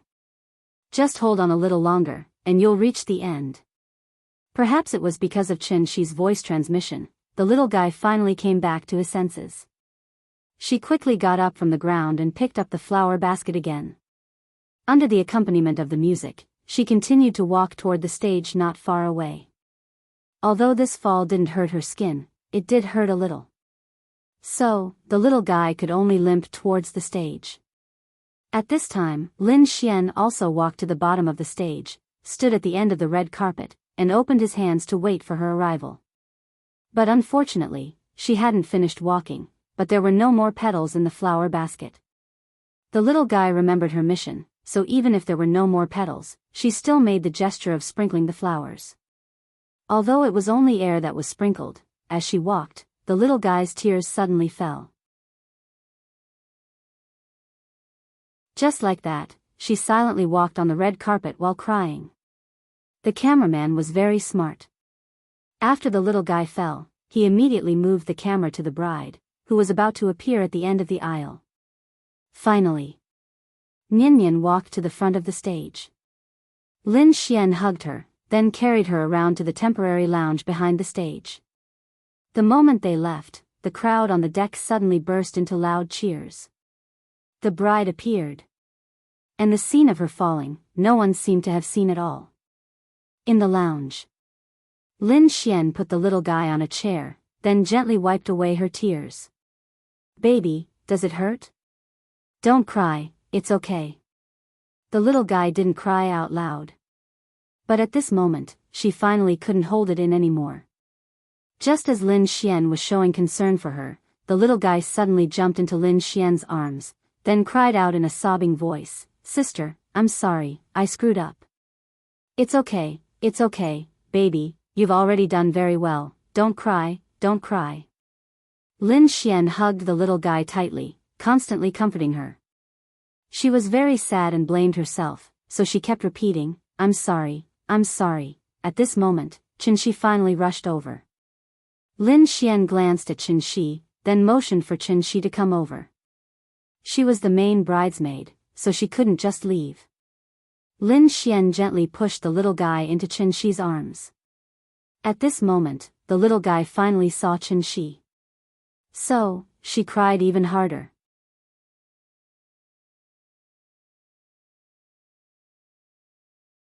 Chapter 68. Well, baby, don't cry. Chen-Shi gently patted the little fellow on the back, and then gently comforted her. It's normal to fall. You don't have 4 legs like the big cat. Daddy often falls down. Didn't you fall down once yesterday? Why didn't you cry yesterday, but today you cry like a little kitten? Hearing this, the little fellow raised her head from Chen-Shi's arms, and then sobbed and sadly blamed herself. It's my fault. I was the flower girl for my sister, but I fell down and the petals were all gone. I'm so sad. I'm so sad. The more the little fellow spoke, the sadder she became, and her snot and tears could not stop flowing. Chen-Shi quickly took out a few pieces of paper and wiped her face. Then he held the little fellow in his arms and comforted her. It's okay. Sister won't blame you, and Daddy won't blame you. It's not terrible to fall down. What's terrible is not having the courage to stand up, understand? The little fellow did not speak, but her crying was much softer. Seeing this, Chen-Shi gently patted her on the back again and said softly, You're still young, and you'll definitely encounter different kinds of difficulties in the future. Remember Daddy's words, don't be afraid when you encounter difficulties in the future, and don't cry, but face them with strength and courage. In this way, you won't fall in the same place for the second time, okay? It seemed that his comforting words were effective. The little fellow lay in his arms and gradually stopped crying. On the stage, separated by a wall, the bride and groom said, "I do," to each other under the inquiry of the officiator. Behind the stage, the little fellow lay in Chen Shi's arms, nodded gently and said, "Okay." The cruise ship slowly sailed away, and several seagulls flew over the cruise ship. Suddenly, there was an earth-shattering cheer on the cruise ship. That was the heartfelt blessing of everyone to the newlyweds. The ceremony was over, and the host asked everyone to move to the dining room through the sound system. Then, Lin Xian rushed to the lounge in a hurry. She turned the corner, and just as she entered the lounge, she saw Chen Shi standing on the bow of the ship, holding the little fellow's arms with both hands and holding her high in the air. "Papa. I'm flying. Woo-woo, I'm flying." The cruise ship cut through the waves like a pair of scissors, cutting a long crack in the sea. The little fellow was suspended in mid-air, but after looking down at the sea beneath her feet, she wasn't afraid at all. Instead, she was dancing with excitement. "Chen Shi. What are you doing?" Seeing this scene, Lin Xian was scared out of her wits. She hurriedly ran to Chen Shi's side to take the little guy. "What kind of father are you? Do you know how dangerous this is? This was a cruise ship. If you fall down, you'll immediately be smashed to pieces." After hugging the little fellow tightly in his arms, Lin Xian glanced below the bow with lingering fear. Then, he gave Chen Shi a fierce kick. But Chen Shi's leg felt like it was made of iron, and her high heels were already squeezing her toes tightly. This bump caused her foot to hurt like hell. Therefore, she couldn't help but curse angrily, F***ck. Chen Shi looked at her helplessly. Just as he was about to explain, Lin Xian had already carried the little fellow and walked quickly to the restaurant. "Hey, that's my daughter, get lost. How can you take care of your daughter like this?" Chen Shi stood at the bow of the ship and shouted helplessly. However, what responded to him was Lin Xian's angry roar. In Restaurant 1. Father Fong invited Ning Zhonghua to take a seat. The people at this table were not relatives or friends. They were all well-known rich and powerful people in Zhonghai. Ning Zhonghua exchanged a few pleasantries with Father Fong, then greeted some of his acquaintances who were already at the table. Then, he quietly called Ning Qiutong and ordered, "Go find Mr. Chen and see if you can invite him over." Hearing this, Ning Qiutong couldn't help but frown and ask, "He's not even a member of this circle. Is it appropriate for us to invite him over?" As she spoke, she motioned for Ning Zhonghua to look at Father Fong, the host. "Listen to Dad, go. Being on good terms with him will do us no harm. No matter how rich we are, we need to be alive to spend it, right? Mr. Chen is a hidden expert, but as long as he is willing to do something, then there will be a day when his name will spread far and wide. When that time comes, they won't go directly to Mr. Chen. They will have to go through me. Do you understand what I mean?" "I understand, but I don't think he will come." Ning Qiutong said this, but she still turned and walked out. Inviting him over was just to express their attitude. As for whether he would come or not, that was another question. Ning Qiutong walked slowly from the deepest part of the venue to the door, carefully scanning the guests at each table. Finally, she found Chen Shi in a corner. Lin Xian was the main bridesmaid, so after carrying the little girl into the dining room, she had to return the little girl to Chen Shi. Then, she changed into the toast dress with Fong Lei. Chen Shi's table was very interesting. It seemed to be a table for women and children. At the 12 tables, he was the only man. The others were all women and children. Ning Qiutong stood not far away, listening to Chen Shi and a few women talking about children's education. She couldn't help but feel a little absent-minded. 100,000 yuan was not even enough for her to buy a bag. It was also because of this 100,000 yuan that she almost killed Ning Zhonghua. Therefore, after this incident, Ning Qiutong's personality changed a lot. In the past, she was the female president who had just taken charge of the Ocean Group. Her whole body exuded a sharp aura, like a sharp blade. Her imposing manner was enough to make everyone unconsciously bow their heads in front of her. She always meant what she said. As long as she made a judgment, she would absolutely believe in her own judgment. It wasn't until that day, when she helplessly knelt in front of Qin Shi, that she finally realized where she had gone wrong. Maybe this was a good thing.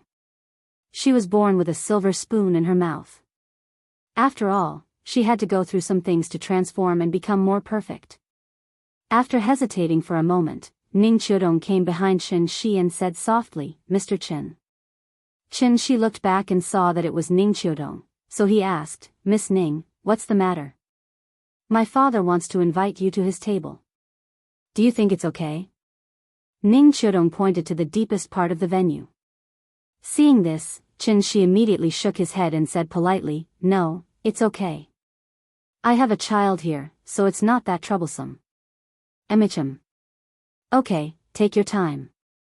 After Qin Shi rejected her, Ning Qiudong didn't say anything more. She nodded at him gently and went back. After Ning Qiudong left, a woman next to Qin Shi asked with a smirk, "Young man, who's that girl?" "She's pretty." "A friend," Qin Shi replied politely. "A friend? You have such a beautiful female friend?" The woman didn't seem to believe it. Before Qin Shi had time to explain, she said with a smirk, "That bridesmaid is also your friend, right?" TSK, young people these days are amazing. Her words, which were full of meaning, immediately caused the other big sisters at the table to laugh.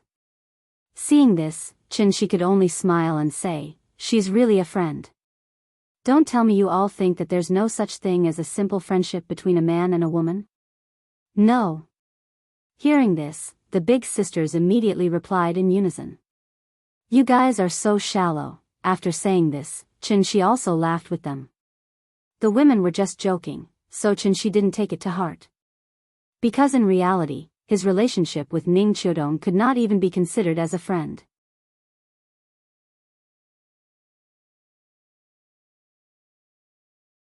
Chapter 69.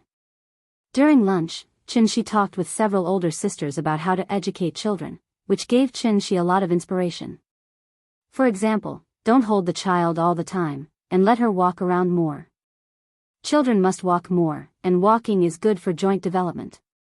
At the same time, exercise will also increase the child's lung capacity. The stronger the respiratory organ, the stronger the vitality naturally. In addition, more sun exposure to prevent osteoporosis, which is conducive to the healthy growth of children.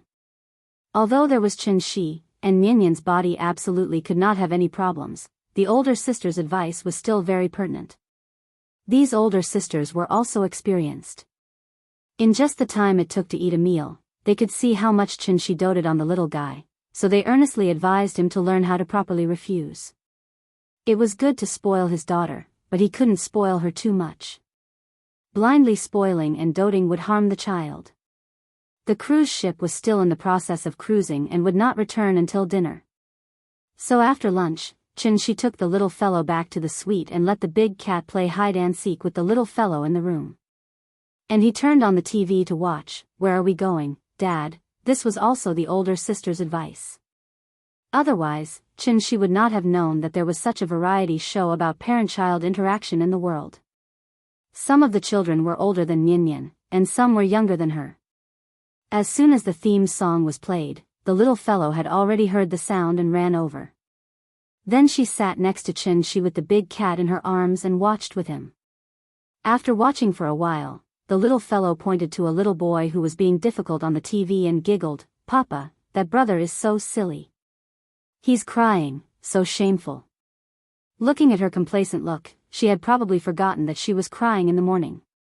Hearing this, Qin Shi couldn't help poking her little face and said with a smile, "You know how to be shy, then don't be like this brother in the future, crying all the time."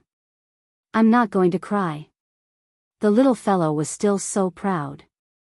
The father and daughter chatted and joked while watching TV. At this time, a knock suddenly sounded. "Sister is here.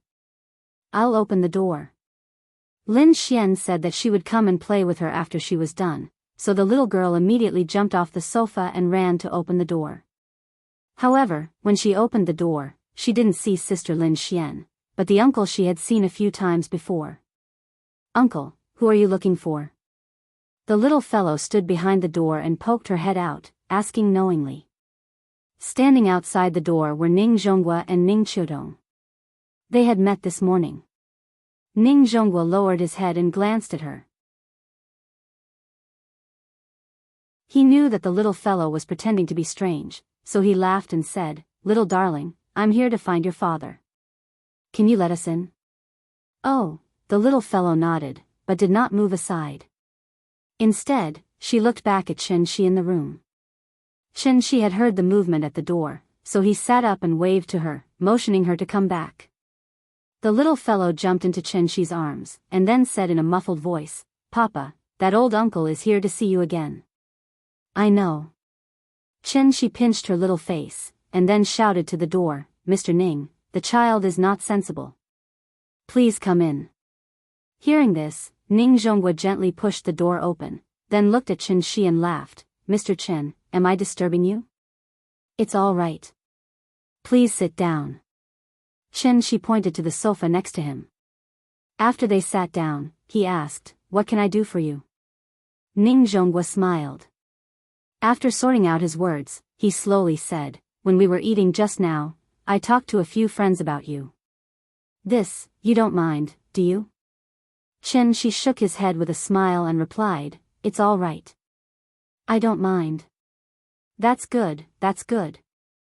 Ning Zhonghua nodded and seemed to be relieved, so he continued, "After one of my friends heard about your medical skills, he asked me to ask you if you can completely cure his diabetes. Diabetes?" Hearing this, Chen Shi couldn't help but feel a little dumbfounded. He suddenly knew that Ning Zhonghua had bragged about his magical skills outside. "It can't be cured?" Ning Zhonghua carefully probed. "It can be cured." Chen Shi nodded. After glancing at Ning Zhonghua, an idea popped up in his mind. So he slowly said, "Diabetes is not a terminal disease. As long as you take the pill I gave you last time, you will naturally be cured, but..." Here came the point. Seeing this, Ning Zhonghua immediately leaned forward slightly, looking like he was all ears. Chen Shi raised a finger and smiled, 1 million per pill, and the actual effect is not as good as the one you took before. Some difficult diseases may require a few more pills." After saying this, he looked at Ning Qiudong thoughtfully. Of course, Ning Qiudong knew why Chen Shi was looking at her, so her whole pretty face immediately blushed. She was a little embarrassed and quickly said, "I'm sorry, Mr. Chen. I really didn't recognize you before, don't say any more, it's all in the past." Chen Shi smiled and interrupted her, then continued to say to Ning Zhonghua, "There are a few diseases that my pills can't cure. In Chinese medicine, I can't cure the 4 major syndromes of wind, tuberculosis, and diarrhea. In Western medicine, I can't cure AIDS, cancer, leukemia, rheumatoid arthritis, and amyotrophic lateral sclerosis, which are listed as the world's 5 most difficult diseases in the world by the World Health Organization. As for other diseases such as diabetes and cirrhosis, if you take a few more pills, you can slowly recover." In fact, it was not that he couldn't cure these so-called terminal diseases, but that they were too troublesome. These terminal diseases either involved cellular lesions or the central nervous system. If he wanted to cure them completely, in addition to taking immortal medicine, Chen Shi also had to use his true essence to carefully comb the patient's body. For the current him, the burden and consumption were a little too great. After listening to Chen Shi's words, Ning Zhonghua nodded repeatedly and said, "Yes, Mr. Chen, 1 pill from you can guarantee that the disease will be cured. It's 10,000 times better than going to the hospital and constantly tormenting, that's it. Come to me the day after tomorrow, and I'll give you 10 pills first." "Okay, then we won't bother you. Take a seat." After Ning Zhonghua and Ning Qiudong gently closed the door and left, the little fellow came to Chen Shi and asked in a sweet voice, "Papa, can you cure diseases?" "Of course, didn't Papa just cure you yesterday?"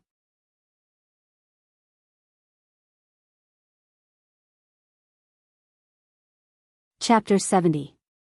After Ning Zhonghua left, the little fellow jumped into Chen Shi's arms again, and then continued to watch where Daddy went with Chen Shi.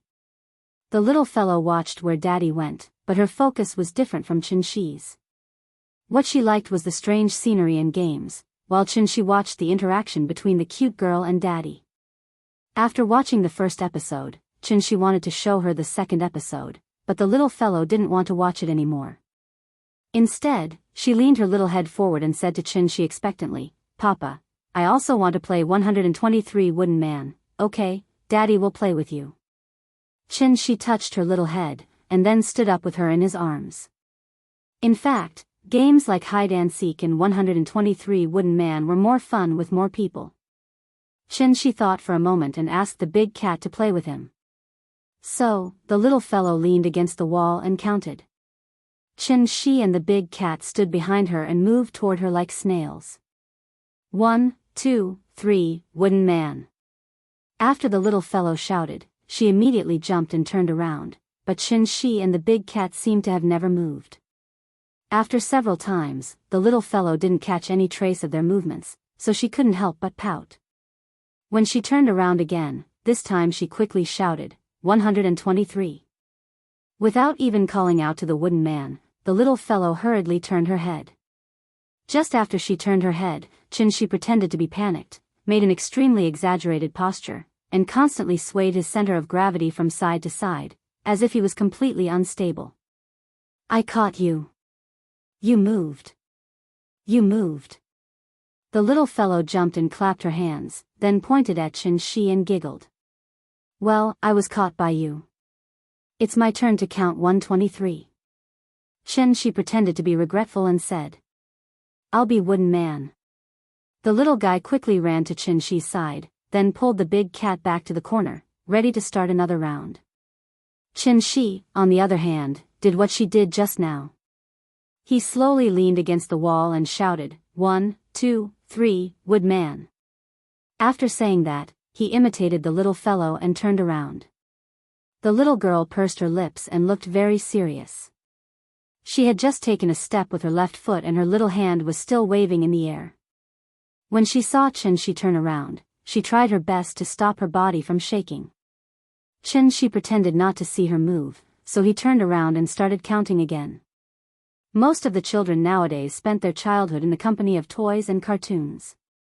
It wasn't that they didn't like to play games such as 123 Wooden Dummies, hide and seek, but because there was no one to play with. Chin-shi was very patient.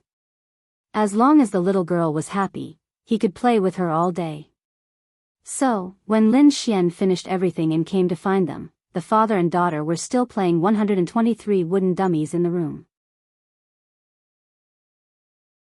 Chin-shi didn't know why the relationship between the little fellow and Lin Xian had improved by leaps and bounds.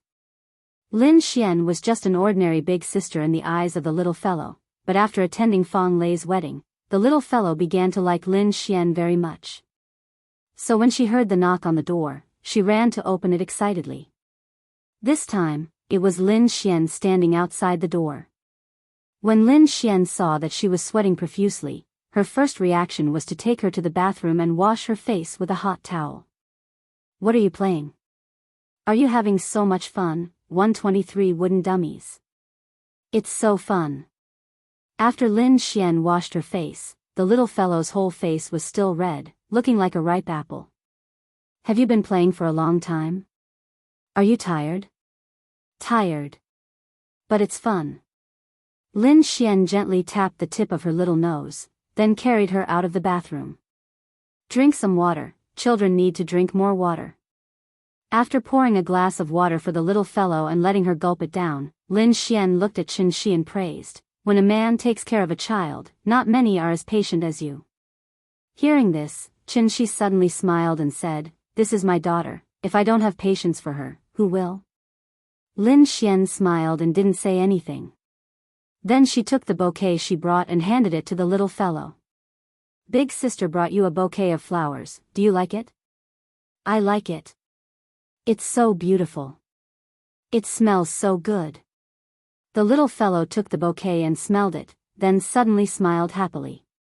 She had seen this bouquet yesterday, but Lin Xian didn't allow her to touch it. She didn't expect that she would give it to her today. At this time, Chin-shi said thoughtfully, "This is the bride's bouquet, right? I heard that after the bridesmaid receives the bouquet, It's best to dry it and leave it at home for a good omen. If you give it to her like this, I'm afraid this bouquet won't live past tonight. I don't believe in that. Lin Xian shook her head and pinched the little fellow's little face, then looked at Qin Shi thoughtfully and said, happiness isn't given by others, it's fought for by oneself. That's insightful. Qin Shi gave her a thumbs up, then continued to smile and said, yesterday I heard from Fang Lei that you seem to have been single all this time. Since happiness is fought for by oneself, why don't you fight for it? This woman is an old lady after 28, she can't be single forever, right? Hearing this, Lin Xian's expression changed, as if she was a little angry. It's none of your business. Her voice wasn't loud, and after she finished speaking, she turned her head and played with the little fellow. It seemed that she didn't want to talk to Qin Shi anymore. Seeing this, Qin Shi could only smile awkwardly and quickly apologize to her. Sorry, I said too much. Lin Xian snorted softly, but still didn't say anything. The atmosphere was a little awkward. Qin Shi looked at the TV and didn't dare to say anything more. After Lin Xian played with the little fellow for a while, she seemed to have calmed down. She turned her head again, looked at him, and asked, after dinner, the cruise ship will go out to sea again and will return the day after tomorrow. You are going to stay until the day after tomorrow? I'm going to take her back later. We've been out for a few days, it's almost time to go back to kindergarten. Lin Xian was stunned for a moment, as if she didn't expect them to leave so soon, so she immediately became a little anxious and said quickly, it's rare to have such an opportunity, why don't you stay for a few more days? Now the country is advocating to reduce the burden. The child is only 4 years old, there's no need to send her to kindergarten in such a hurry, right? Qin Shi was choked by her words. After thinking about it, he replied seriously, I mainly want her to develop a habit. She's more than 4 years old, so the sooner she gets used to the school environment, the faster she can adapt to primary school in the future. But there's no need to rush in these 2 days, right? She's only 4 years old. You're suppressing a child's nature. Besides, she's only in the middle class, right? Most of the time she goes to kindergarten, she's just playing with the teacher. After saying that, Lin Xian looked at the little fellow and asked, Nian Nian, do you want to play on the cruise ship for 2 more days? Sister will take you to the children's park, you haven't been there yet, right? I want to go. I want to go to the children's park. When it came to playing, the little fellow immediately became excited and wanted to stand up with a bouquet of flowers. Lin Xian hugged the little fellow and glanced at Qin Shi as if to show off. Seeing this, Qin Shi could only shake his head and smile bitterly. I only applied for 7 days of leave from the teacher, today is already the 7th day. Give me the phone, I'll talk to the teacher.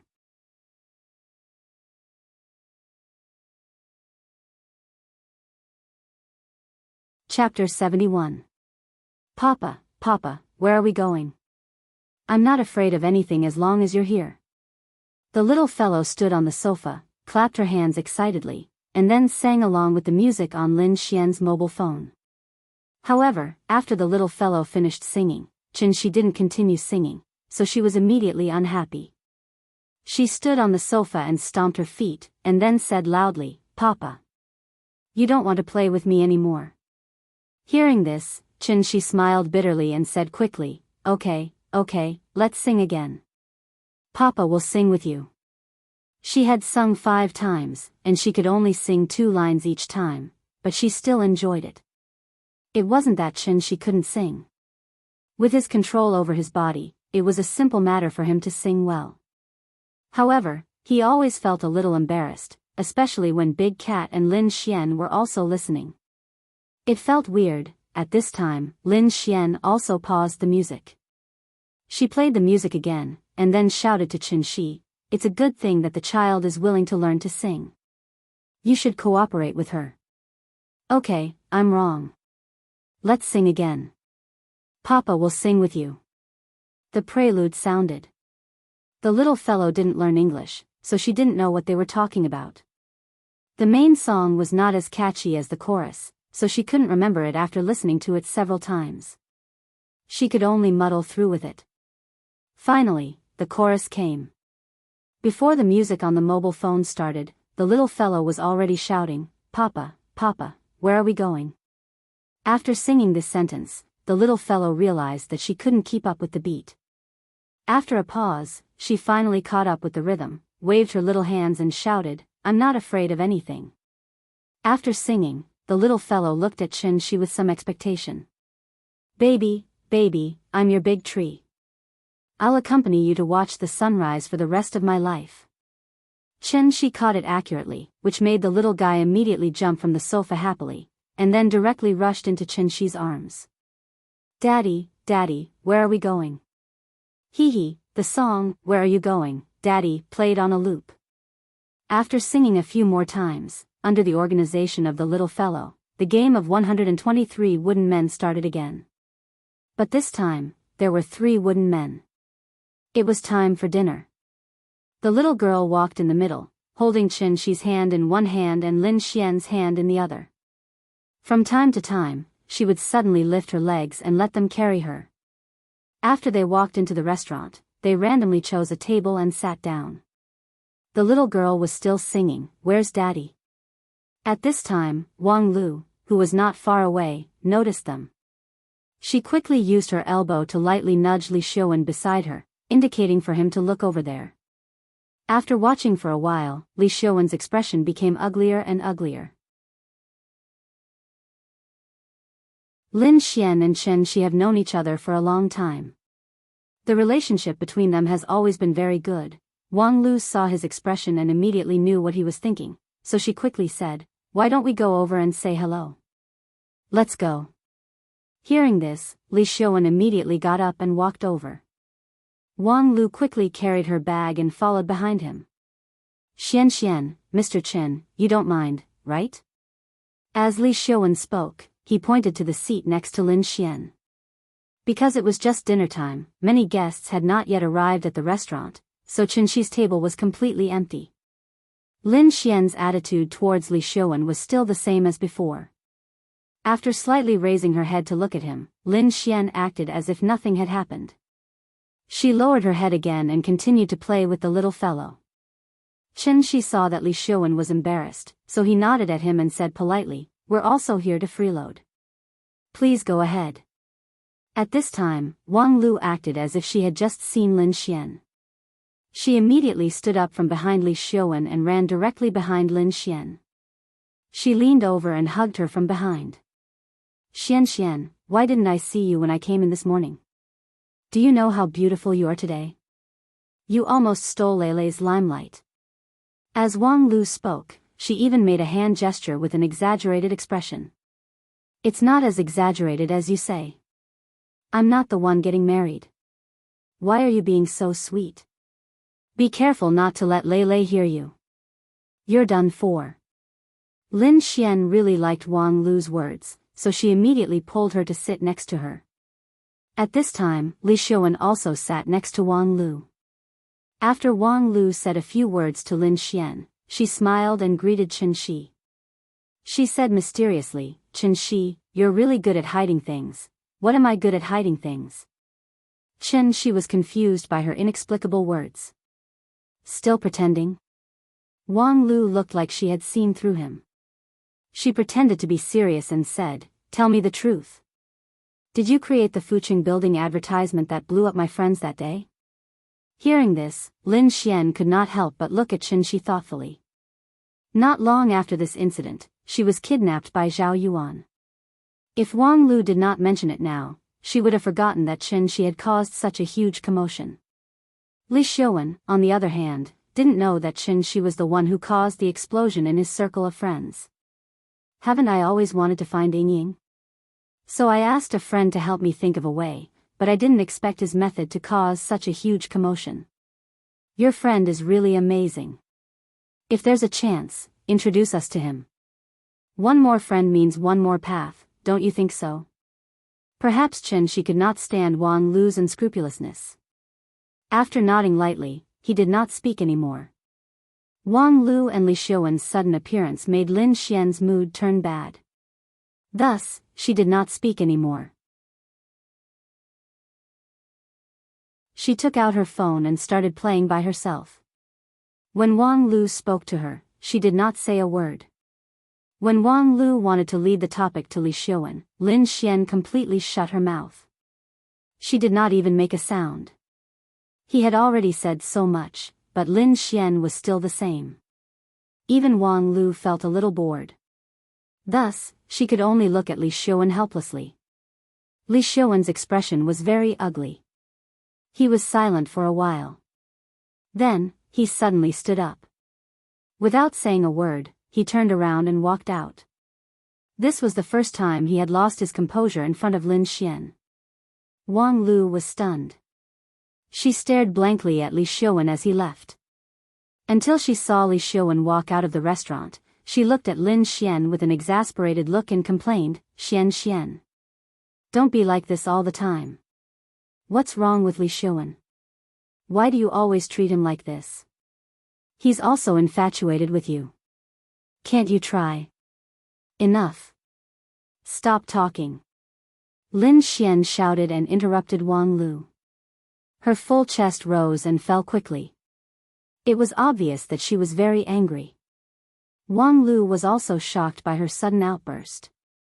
The little guy also quickly raised his head and looked at Lin Xian. Then, he stretched out his little hand and touched her face. He comforted her softly, "Sister, don't be angry. Don't be angry." Lin Xian rubbed his little head. Then, she squeezed out a smile and said reluctantly, "Good girl. Sister won't be angry."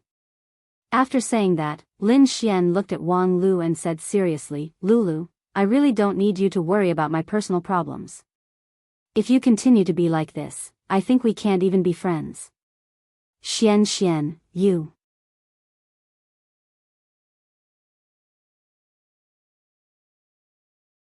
Chapter 72. Lin Xian's personality was straightforward, and she had always been clear about her likes and dislikes. Wang Lu really did not expect that her matchmaking this time would make Lin Xian so angry. She had done this many times in the past. Why couldn't she do it this time? Wang Lu looked at the two of them in surprise, her eyes full of disbelief. Seeing this, Lin Xian immediately knew what she was thinking. Therefore, after calming down a little, Lin Xian shook her head, looked at Wang Lu and said seriously, "Lulu, I really don't like Li Xiaowen. I beg you, don't interfere anymore, okay?" "Okay." Wang Lu looked at her with a complicated expression. Then, she sighed heavily, as if she was lamenting. She said, "Sit down, I'll go take a look at Li Xiaowen. No matter what, he's our family's breadwinner. I don't dare to order him around like you do." With that, Wang Lu got up and left. Lin Xian did not ask her to stay.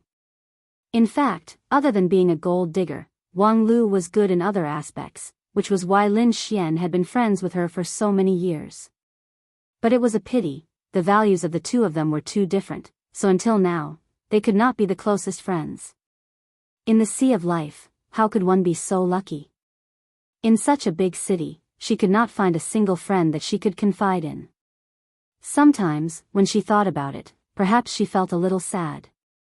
After Wang Lu left, Lin Xian looked at the table in front of her with unfocused eyes, and no one knew what she was thinking. Chen Shi waited for a while, and seeing that she was not in a good state, he asked softly, "What's wrong?" After hearing Chen Shi's voice, Lin Xian seemed to have been woken up from a dream. She shook her head and said with a smile, "Nothing."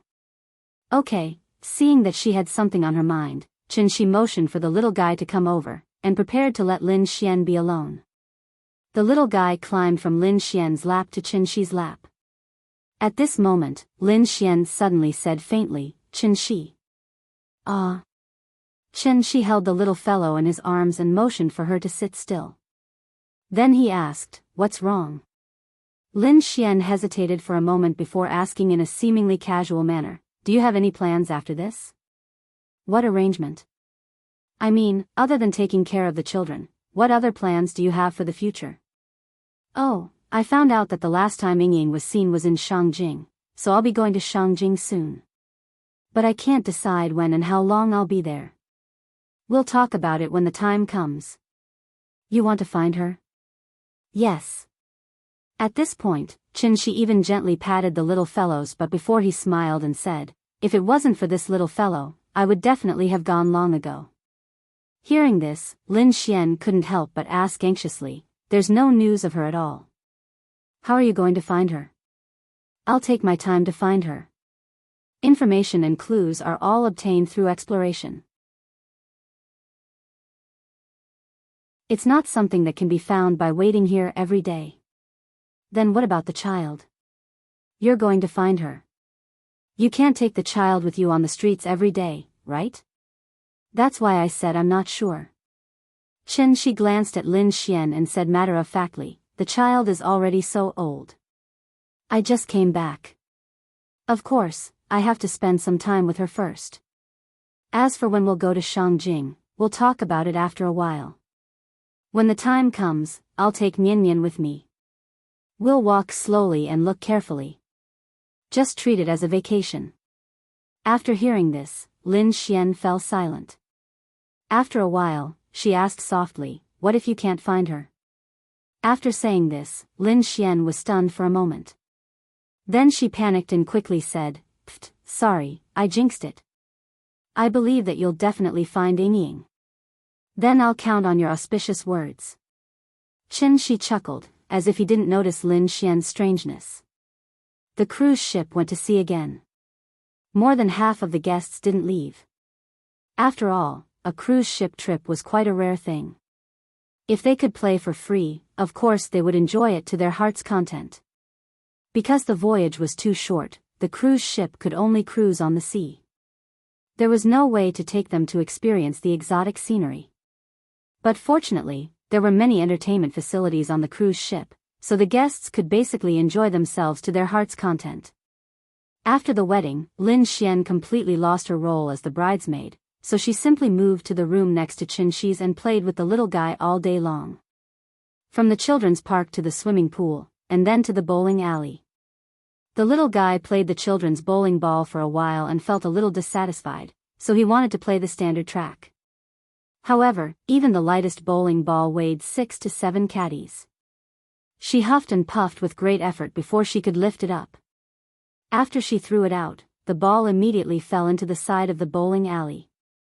Even lifting the ball was a problem, let alone hitting the bowling pins. Lin Xian let her try a few times. She was afraid that the ball would hit her feet, so she coaxed her out of the bowling alley. In the evening, Lin Xian took him to the top deck to eat barbecue.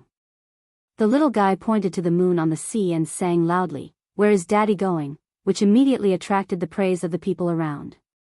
Several children at the next table even sang with the little guy. The crisp and pleasant children's voice and the crashing waves complemented each other. The whole cruise ship seemed to be much happier. The next morning, after breakfast, Lin Xian took the little guy to the deck to bask in the sun. She had learned yoga, so she made a few simple movements and let the little guy follow her. The little guy sat on the yoga mat and tried his best to learn. She couldn't help but laugh at the silly look on his face. Later, Lin Xian gave him a spa treatment and went to the cruise ship's theater to watch a wonderful performance. Although Shi accompanied them throughout the 2 days, he was always like a little transparent. Lin Xian rushed to do everything, which directly led to the little guy's first reaction now was not to call her Papa, but to call her big sister. This also made Shi feel a little unaccustomed. The little guy seemed to like Lin Xian more and more. Maybe this was the difference between a man and a woman taking care of a child. After all, women were more attentive than men, and it was easier to win the child's favor. However, happy times were always short. Finally, the cruise ship returned to the port. And it was time for this trip to come to an end. On the dock. Until Shi got into the taxi, the little guy reluctantly let go of Lin Xian's hand.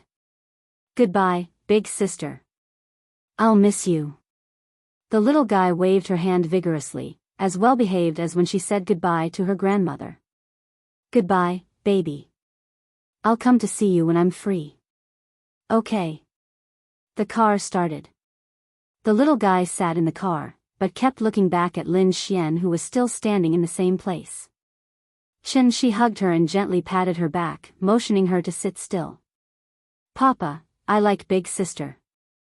The little guy laughed and gave Lin Xian the highest praise.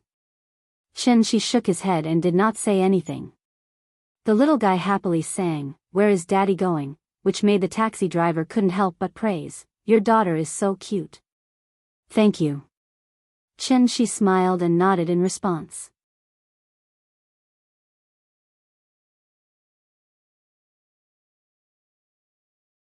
Chapter 73.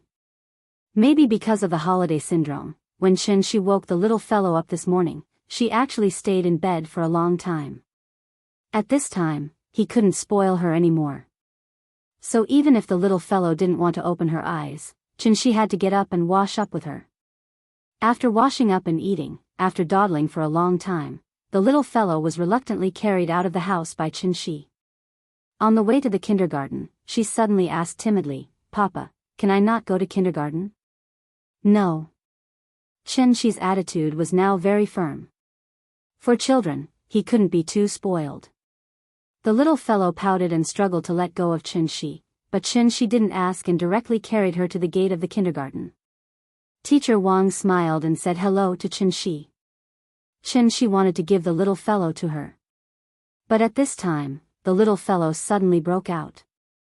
She burst into tears and shouted that she didn't want to go to kindergarten.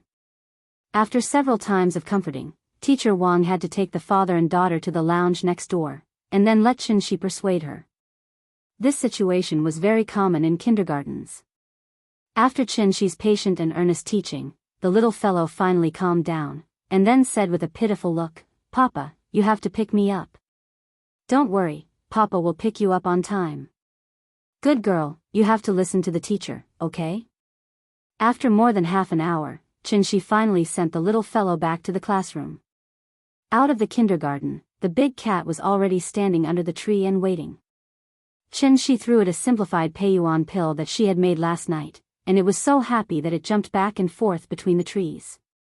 "You are a pet, and pets can't enter the kindergarten, so you have to stay outside and don't go in, okay?" Meow. Seeing the big cat jump to the pillar on the wall of the kindergarten and lie down, Shi was relieved and left by taxi. Shi had already refined the simplified version of the Peiyuan pill last night. Although Ning Zhonghua hadn't come to get the medicine yet, he had transferred the 10 million yuan in advance. With money, Shi's plan could begin to be carried out. First, he had to find a storeroom. There was a shantytown less than a kilometer behind Kangju district. The houses there had long been plans to be demolished, but the local residents and the developers had not come to an agreement, so the relocation had not been carried out until now. Shi took a taxi and looked around. Then, he chose an old house by the street. The house was a little old, and the roof was still tiled. It was 3 stories high and had a small courtyard. There was a fence and an iron gate. It looked pretty good. The landlord was an auntie, and she asked for 2,200 yuan a month. Shi was rich now, and he didn't know if it was a good deal, so he didn't even ask for the price, and directly paid half a year's rent. Including the deposit, it was a total of 15,400 yuan. After Shi paid, the auntie quickly stuffed the key to him. Then, without mentioning the contract, she went back to the mahjong house next door with a cigarette in her mouth. Shi hadn't seen such a boorish style in a long time, so he simply tried the key and checked the rooms one by one. After that, he took a taxi and set off again. This time, his destination was the Chinese medicine market next to the Xingwang Temple. This was the largest Chinese medicine wholesale market in Zhonghai. The medicine here was not bought by the kilogram, but by the kilogram. Shi bought 100 kilograms of cordyceps pupae, but the boss thought that it was too little, and only gave him 20 yuan less per kilogram. The original price was 1,000 yuan a kilogram, and the current price was 980 yuan. Wild baiji was 600 yuan a kilogram, which was 1,200 yuan a kilogram. Shi thought it was too expensive, but the boss didn't want to give him less, and said that this was the wholesale price. Well, 100,000 yuan was gone again. Red ginseng was 500 yuan a kilogram, which was much more cost-effective. If he bought 100 kilograms, the boss would give him a discount, and he could take it home for 40,000 yuan.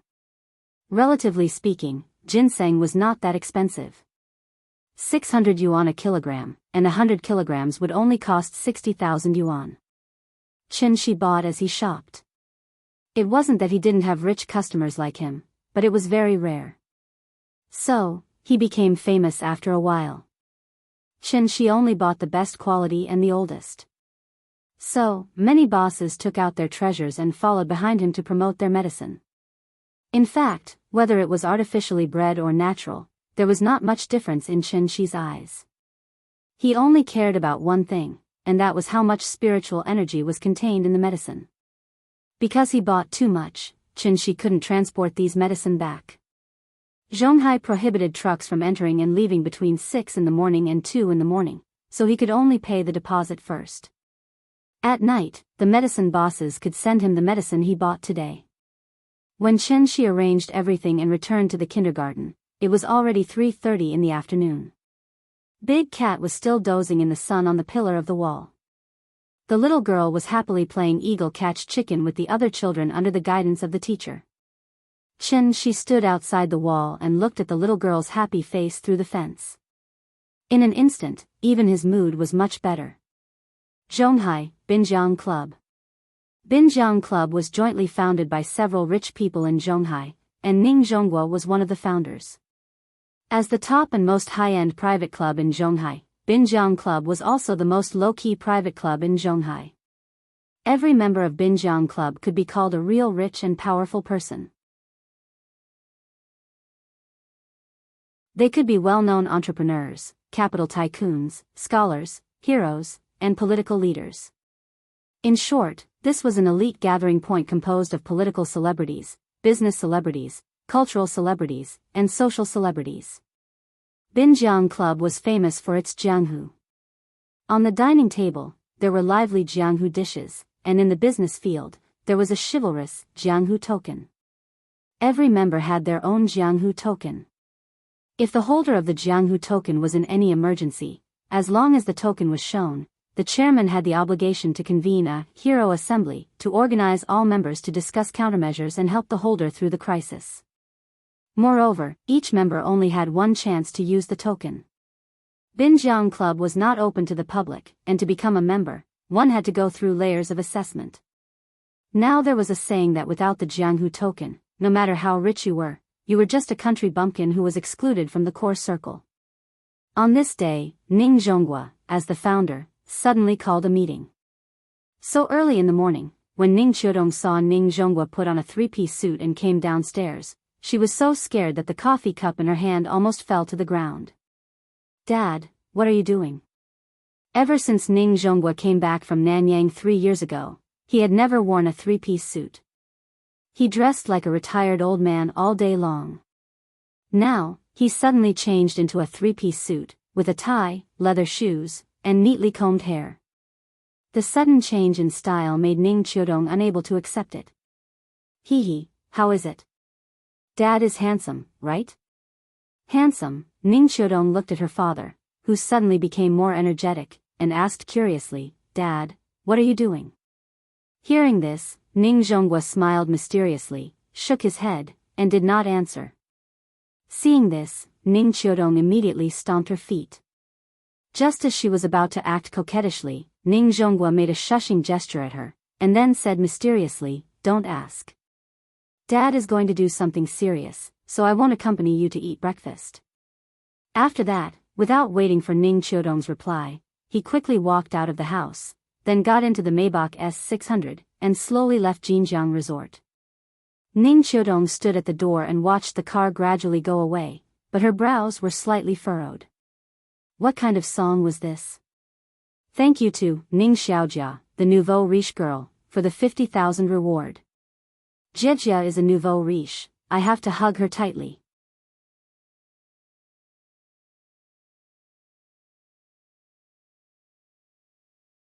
Chapter 74. At this point, the basic structure of the book has been formed, so I'll make my attitude clear. From now on, I won't answer any questions about the plot.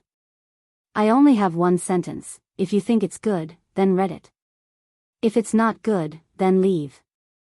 If an idiot says I'm just being narcissistic, I want to say, are you a moron? Have you read too many novels?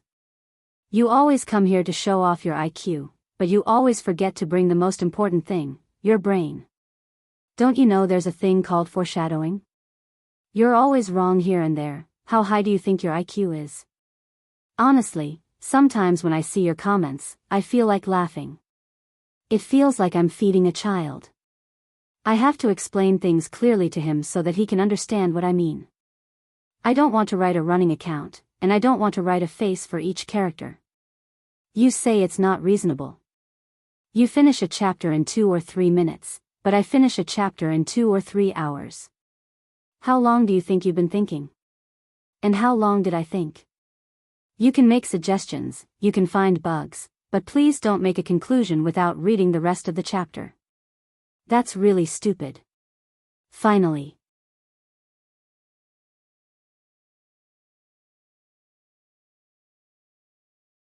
Chapter 75. Ning Zhonghua looked around with satisfaction.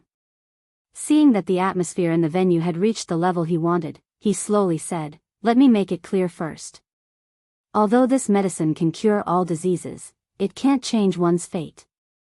For example, a patient with advanced cancer who is half a step away from death's door will only be able to extend his life for a while after taking it. It won't cure him completely." Speaking of this, Ning Zhonghua chuckled and said, "After all, this isn't an elixir refined by Taishang Lao Jun." Everyone was amused by him. Previously, when they saw his solemn expression, many people really thought that his medicine could bring the dead back to life. In short, no matter what illness you have, as long as it hasn't deteriorated to the middle or late stage, your condition will naturally improve after taking this pill. This is a rare opportunity, so I suggest that everyone here should think about it carefully. After all, the youngest among us should be above 45 years old. Money can be earned again, but you only have one life. Even if you're healthy and don't get sick at all, you can buy it and keep it as insurance, right? After that, Ning Zhonghua stood quietly on the stage, giving all the members time to think. Everyone was discussing in low voices. Ning Zhonghua's introduction was very general, and they couldn't test the medicine, so everyone was still a little confused.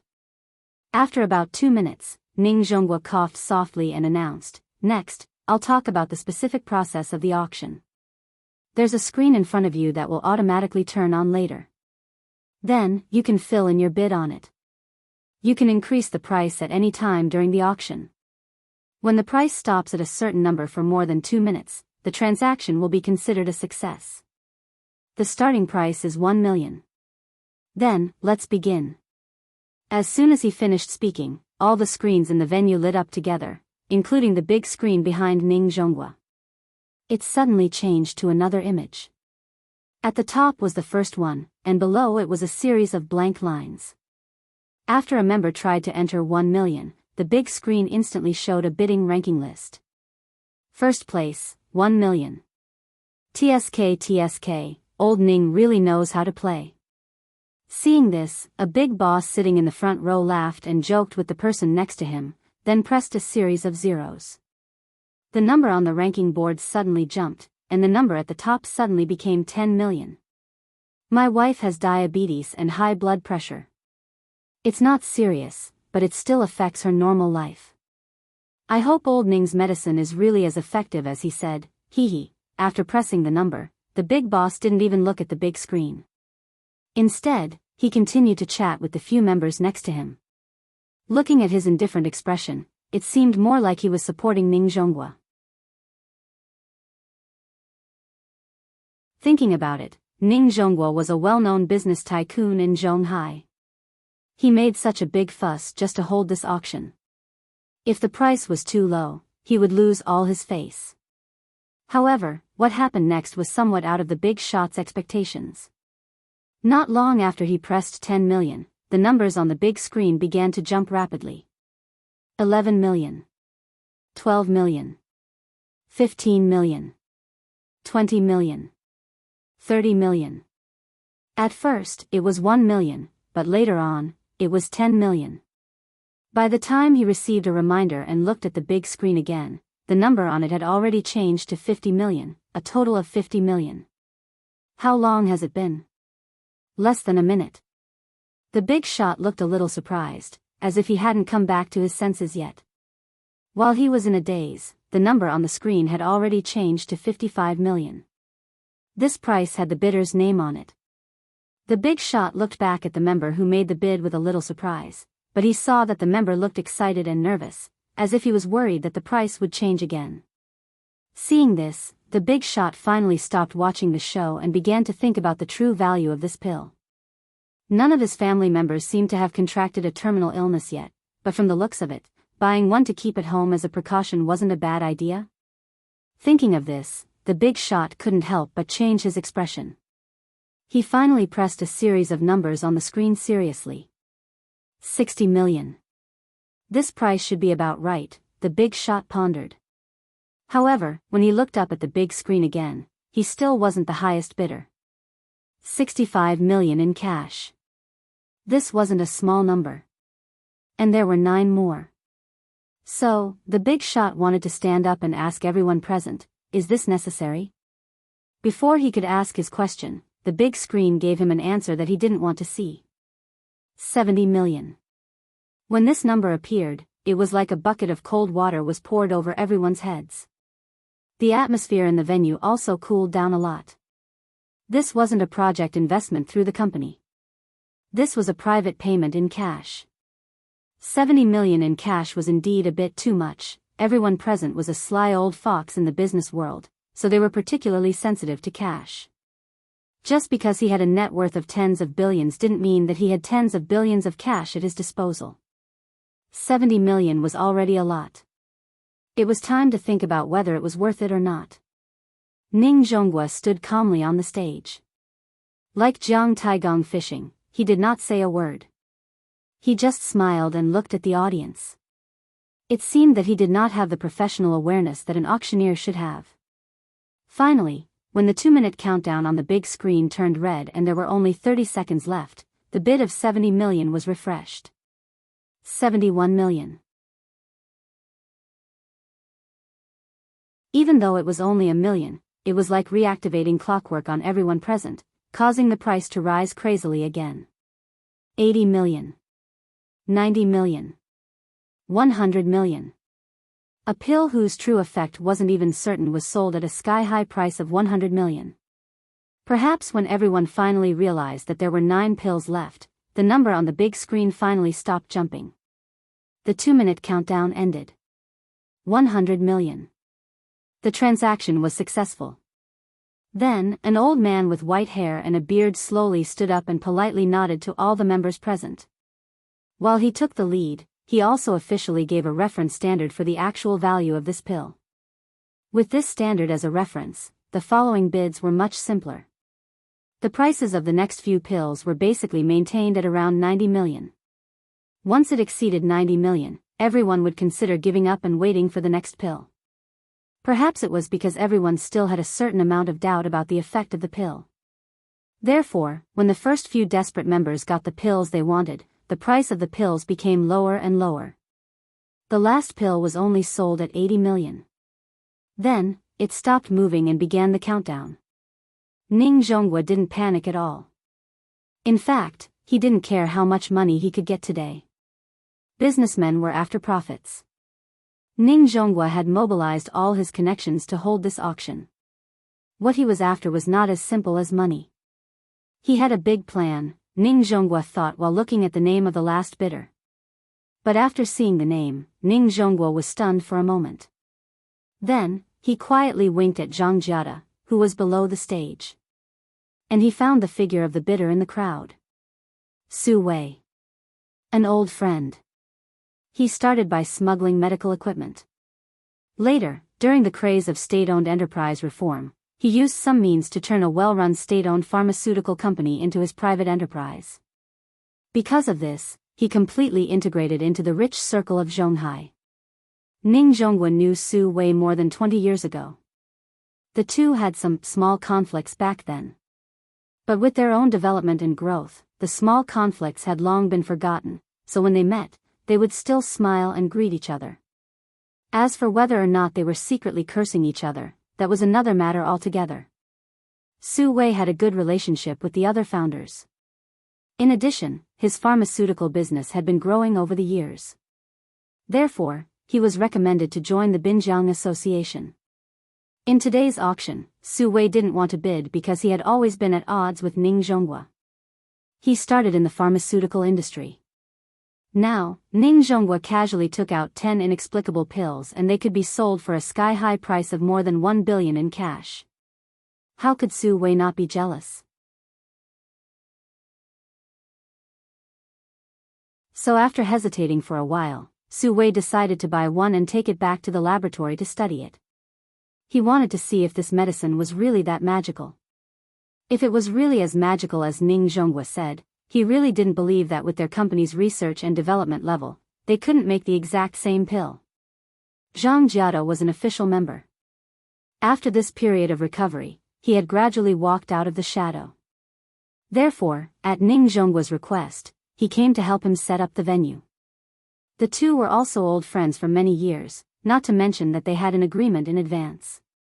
So Zhang Jiada didn't hesitate at all and immediately bid 90 million. Looking at the number that suddenly jumped on the big screen, Su Wei couldn't help but be stunned. He had observed for a long time. There were so many people present. Most of them were just here to join in the fun. They were really reluctant to spend 100 million to buy an unknown pill.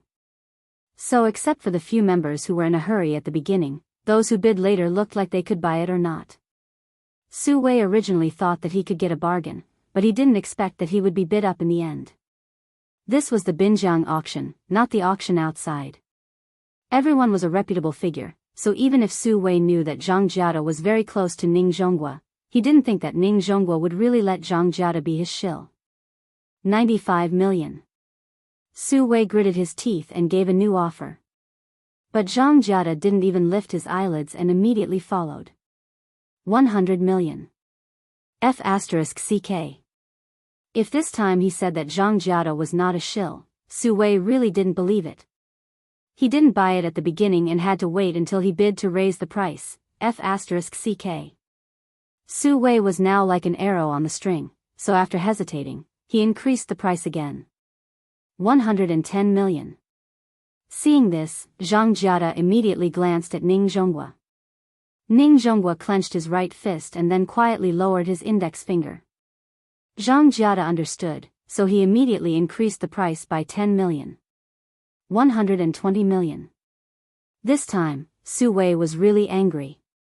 So after seeing Zhang Jiada's bid, he immediately stood up and didn't even bother to lower the price.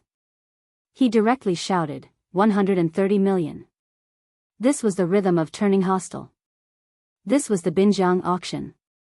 Since Ning Zhonghua dared to do this, Su Wei dared to turn hostile. If Zhang Jiada increased the price again, even if it was 1 yuan, Su Wei would flip the table today. Everyone present was smart. Some of the big shots who knew some of the secrets had long understood that Ning Zhonghua was deliberately tricking Su Wei. Ning Zhonghua wasn't really greedy for that little money. He did this purely to annoy Su Wei. So, a big shot closest to Ning Zhonghua immediately coughed and shook his head slightly. That was enough.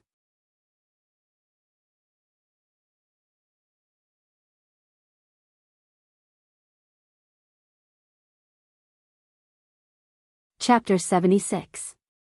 Since I'm the author, not giving spoilers is the least I can do. That's why it's not convenient for me to tell you too much about the plot. I hope you can look for it yourself. The following is a review I saw on a book. I'll forward it to you and hope it can inspire you. The author has already said in Qidian that there is only one female lead, Qin Ruoying. In the book, Auntie Zhang said that Qin Ruoying left a message, if you come back and I'm not back, don't look for me, and don't go to my house, because I won't go home.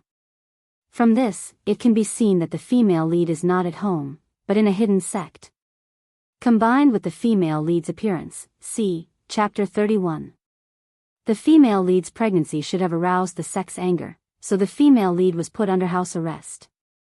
In the book, the yellow-dressed girl, Hao Qing, seemed to be kind enough to reveal the news to the female lead, but she had ulterior motives. After that, the female lead pretended to hate the male lead, and her hatred did not diminish, so as to eliminate the sex malice towards her daughter and her husband. After the yellow-dressed girl, Hao Qing, left. The author deliberately described the words, creak. The door closed again. It also pointed out the deeper meaning of the female lead's house arrest. After the yellow-dressed girl left, the author wrote, there was no longer any anger on her face, only an unspeakable confusion and sorrow. Suddenly, a crystal-clear tear fell from the corner of her eye. The female lead was confused about why the male lead suddenly appeared after disappearing for 5 years, and where he went before that. She was sorrowful because she hadn't seen her daughter for 4 years, and she didn't know if she would recognize herself when she saw her again. The last tear did express her longing for her daughter and husband. This is also the most debated topic in Chidian's book review section. It's about the female lead not being a mother, leaving her daughter behind and running away. Reading civilly, thinking rationally, the female lead's foreshadowing is a bit deep, but the bookworm should be able to see it easily. In my opinion, the interaction between the father and daughter is not as good as Literary Dad. However, the plot is indeed different from Literary Dad. There are too few chapters in this book, so I can't judge the details of the plot. The two books can't be compared, because the style is different. There are many writing techniques, such as flashbacks, interludes, foreshadowing, etc. Maybe I don't have enough strength to write that kind of flavor, but I still hope that you can understand what I want to express. To be honest, I really don't want to write some pretentious face-slapping routine, although I have a deep understanding of this. If you are more attentive, you should be able to notice that there is a difference between the way I wrote the first 40 chapters and the last 40 chapters.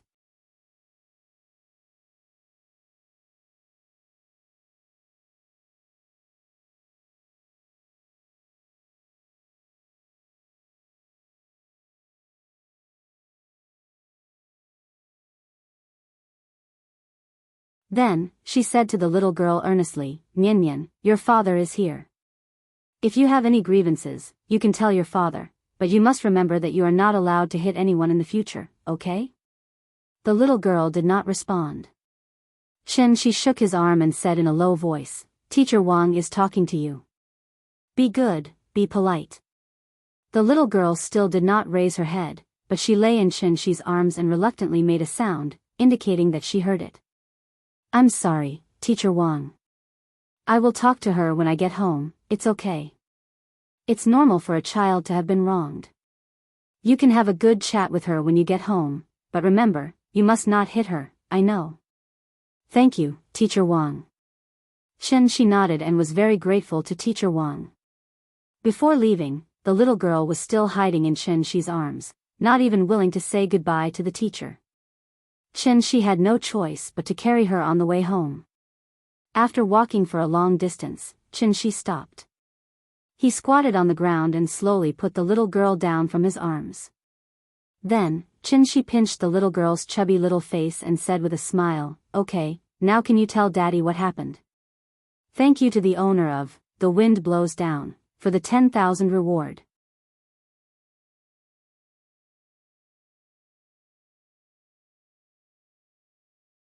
Chapter 78. On the street. The father and daughter stood on the sidewalk and looked at each other. This place was very remote. Even though it was located in Zhonghai, which was one of the top cities in the country, it was still a mixture of urban and rural areas. On one side was an elevator apartment that was under construction, on the other side was an old building that had been built for a long time. After Chen Shi put the little girl down, she faced Chen Shi and took a few steps back, then put her hands behind her back. Seeing this, Chen Shi wanted to pull her into his arms. But at this time, the little girl took a step back, as if she didn't want Chen Shi to hug her. Chen Shi looked at the little girl's expression seriously, but found that her expression was a bit strange. She looked like she had been wronged, but she didn't look like she was going to cry. Instead, she pouted and looked very stubborn. 4-year-old children's language skills were not fully developed, so sometimes they could only vent their emotions by throwing a tantrum, rolling around, crying, and other behaviors. Like parents, like children. Aunt Zhang had set a good example for Ninian, so Chenxi firmly believed that Ninian would not hit others for no reason. Ninian, good girl, did you feel wronged? Tell Daddy, Daddy will redress your grievances. Chenxi pulled the little girl again, this time she still wanted to dodge.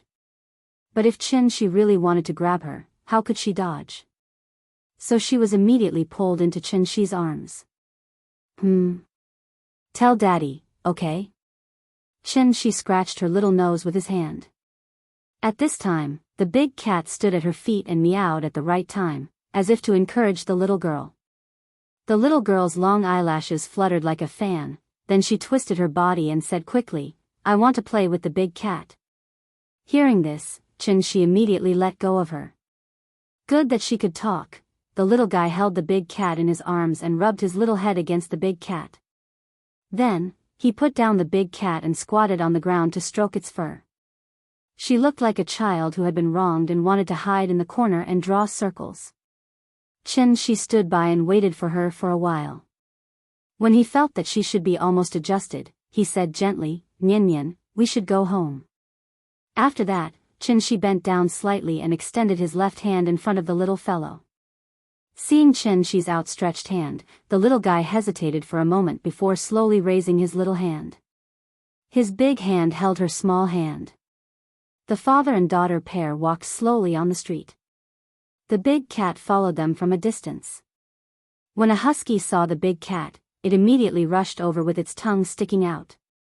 The big cat ignored it, so the husky snorted and circled around the big cat, huffing and puffing. Maybe it found it a little annoying. The big cat suddenly narrowed its eyes, turned its head and growled at the husky. Meow.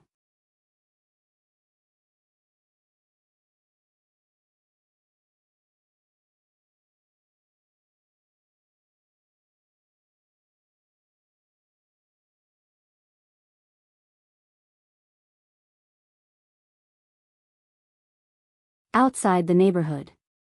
Ning Zhongguo's car was parked somewhere. He was the only one at the gate, holding 2 exquisite gift bags in each hand. As soon as Chenxi walked out of the gate, Ning Zhongguo saw Chenxi's figure and quickly went to greet him. Mr. Chen, sorry to disturb you. How many times have I told you, you don't have to be so polite? Hearing this, Ning Zhongguo laughed and said matter-of-factly, it has nothing to do with being polite. You saved my life, so you're my savior.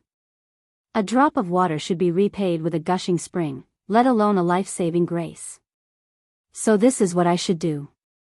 Please don't treat me like an outsider. After that, Ning Zhongguo handed the gift bags in his hand to Chenxi and then introduced, the one on the left can't be bought outside.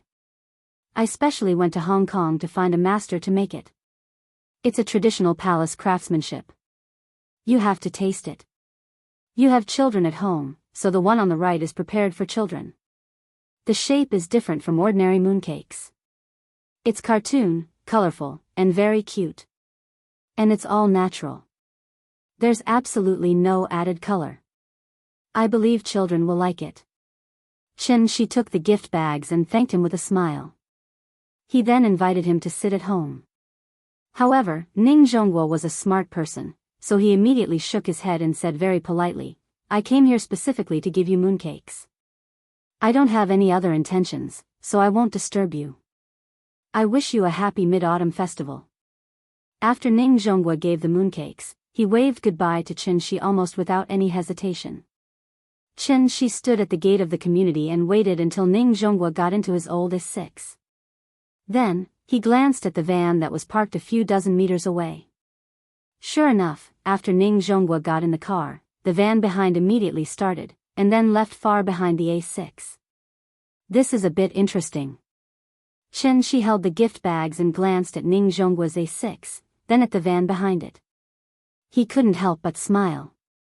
Weisheng Pharmaceutical Drug Analysis and Inspection Center. A staff member in a white coat came to Su Wei with a report and said, Mr. Su, this is the composition test report of the pill, please take a look. Su Wei took the report and looked at it. He found that it was full of words, and there were many professional terms that he couldn't understand at all.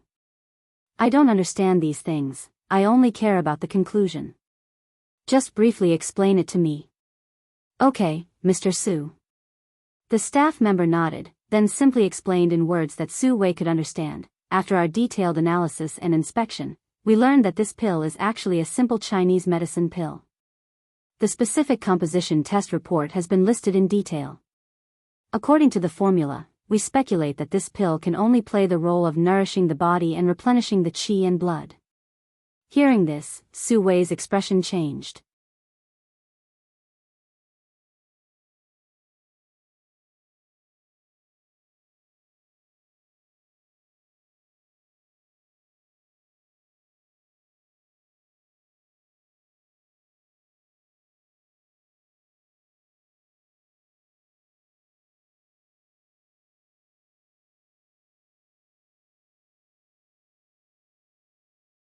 Chapter 81. With 100 million in cash, even in a first-tier city like Shanghai, he could be considered rich. However, Chen Shi did not seem to have the awareness of being rich. He was still busy buying groceries, cooking, washing clothes, and taking care of the children every day. He was completely the image of a standard housewife.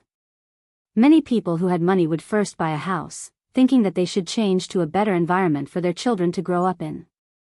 Chen Shi did not consider the issue of changing houses at all. There were mainly a few reasons.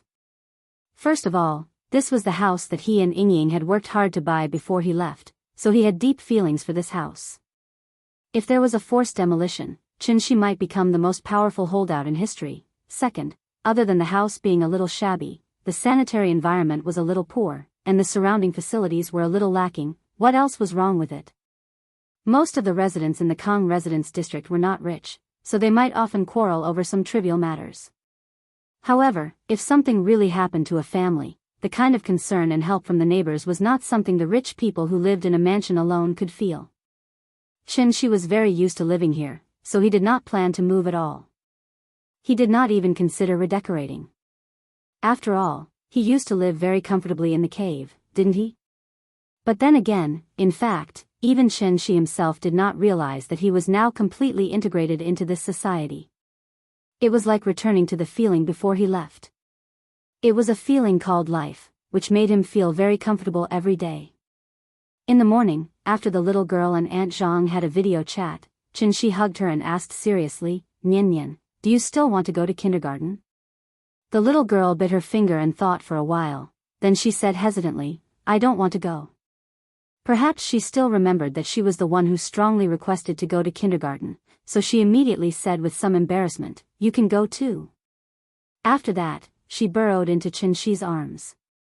Seeing this, Chen Shi could not help but smile and rubbed her little head. It was already far beyond Chen Shi's expectations that she could endure until now. Children were always curious about things that they had never come into contact with before. It was the same in kindergarten. Nian Nian used to be envious of other children who could go to kindergarten, but when she really went there, she found that kindergarten was actually not a very fun place. She could play once or twice, but if she did it every day, how could she not get tired of it? In fact, Nian Nian's kindergarten was still okay. Teacher Wang was very responsible, and the arrangement of their curriculum was very scientific. There was not too much content that was beyond the syllabus.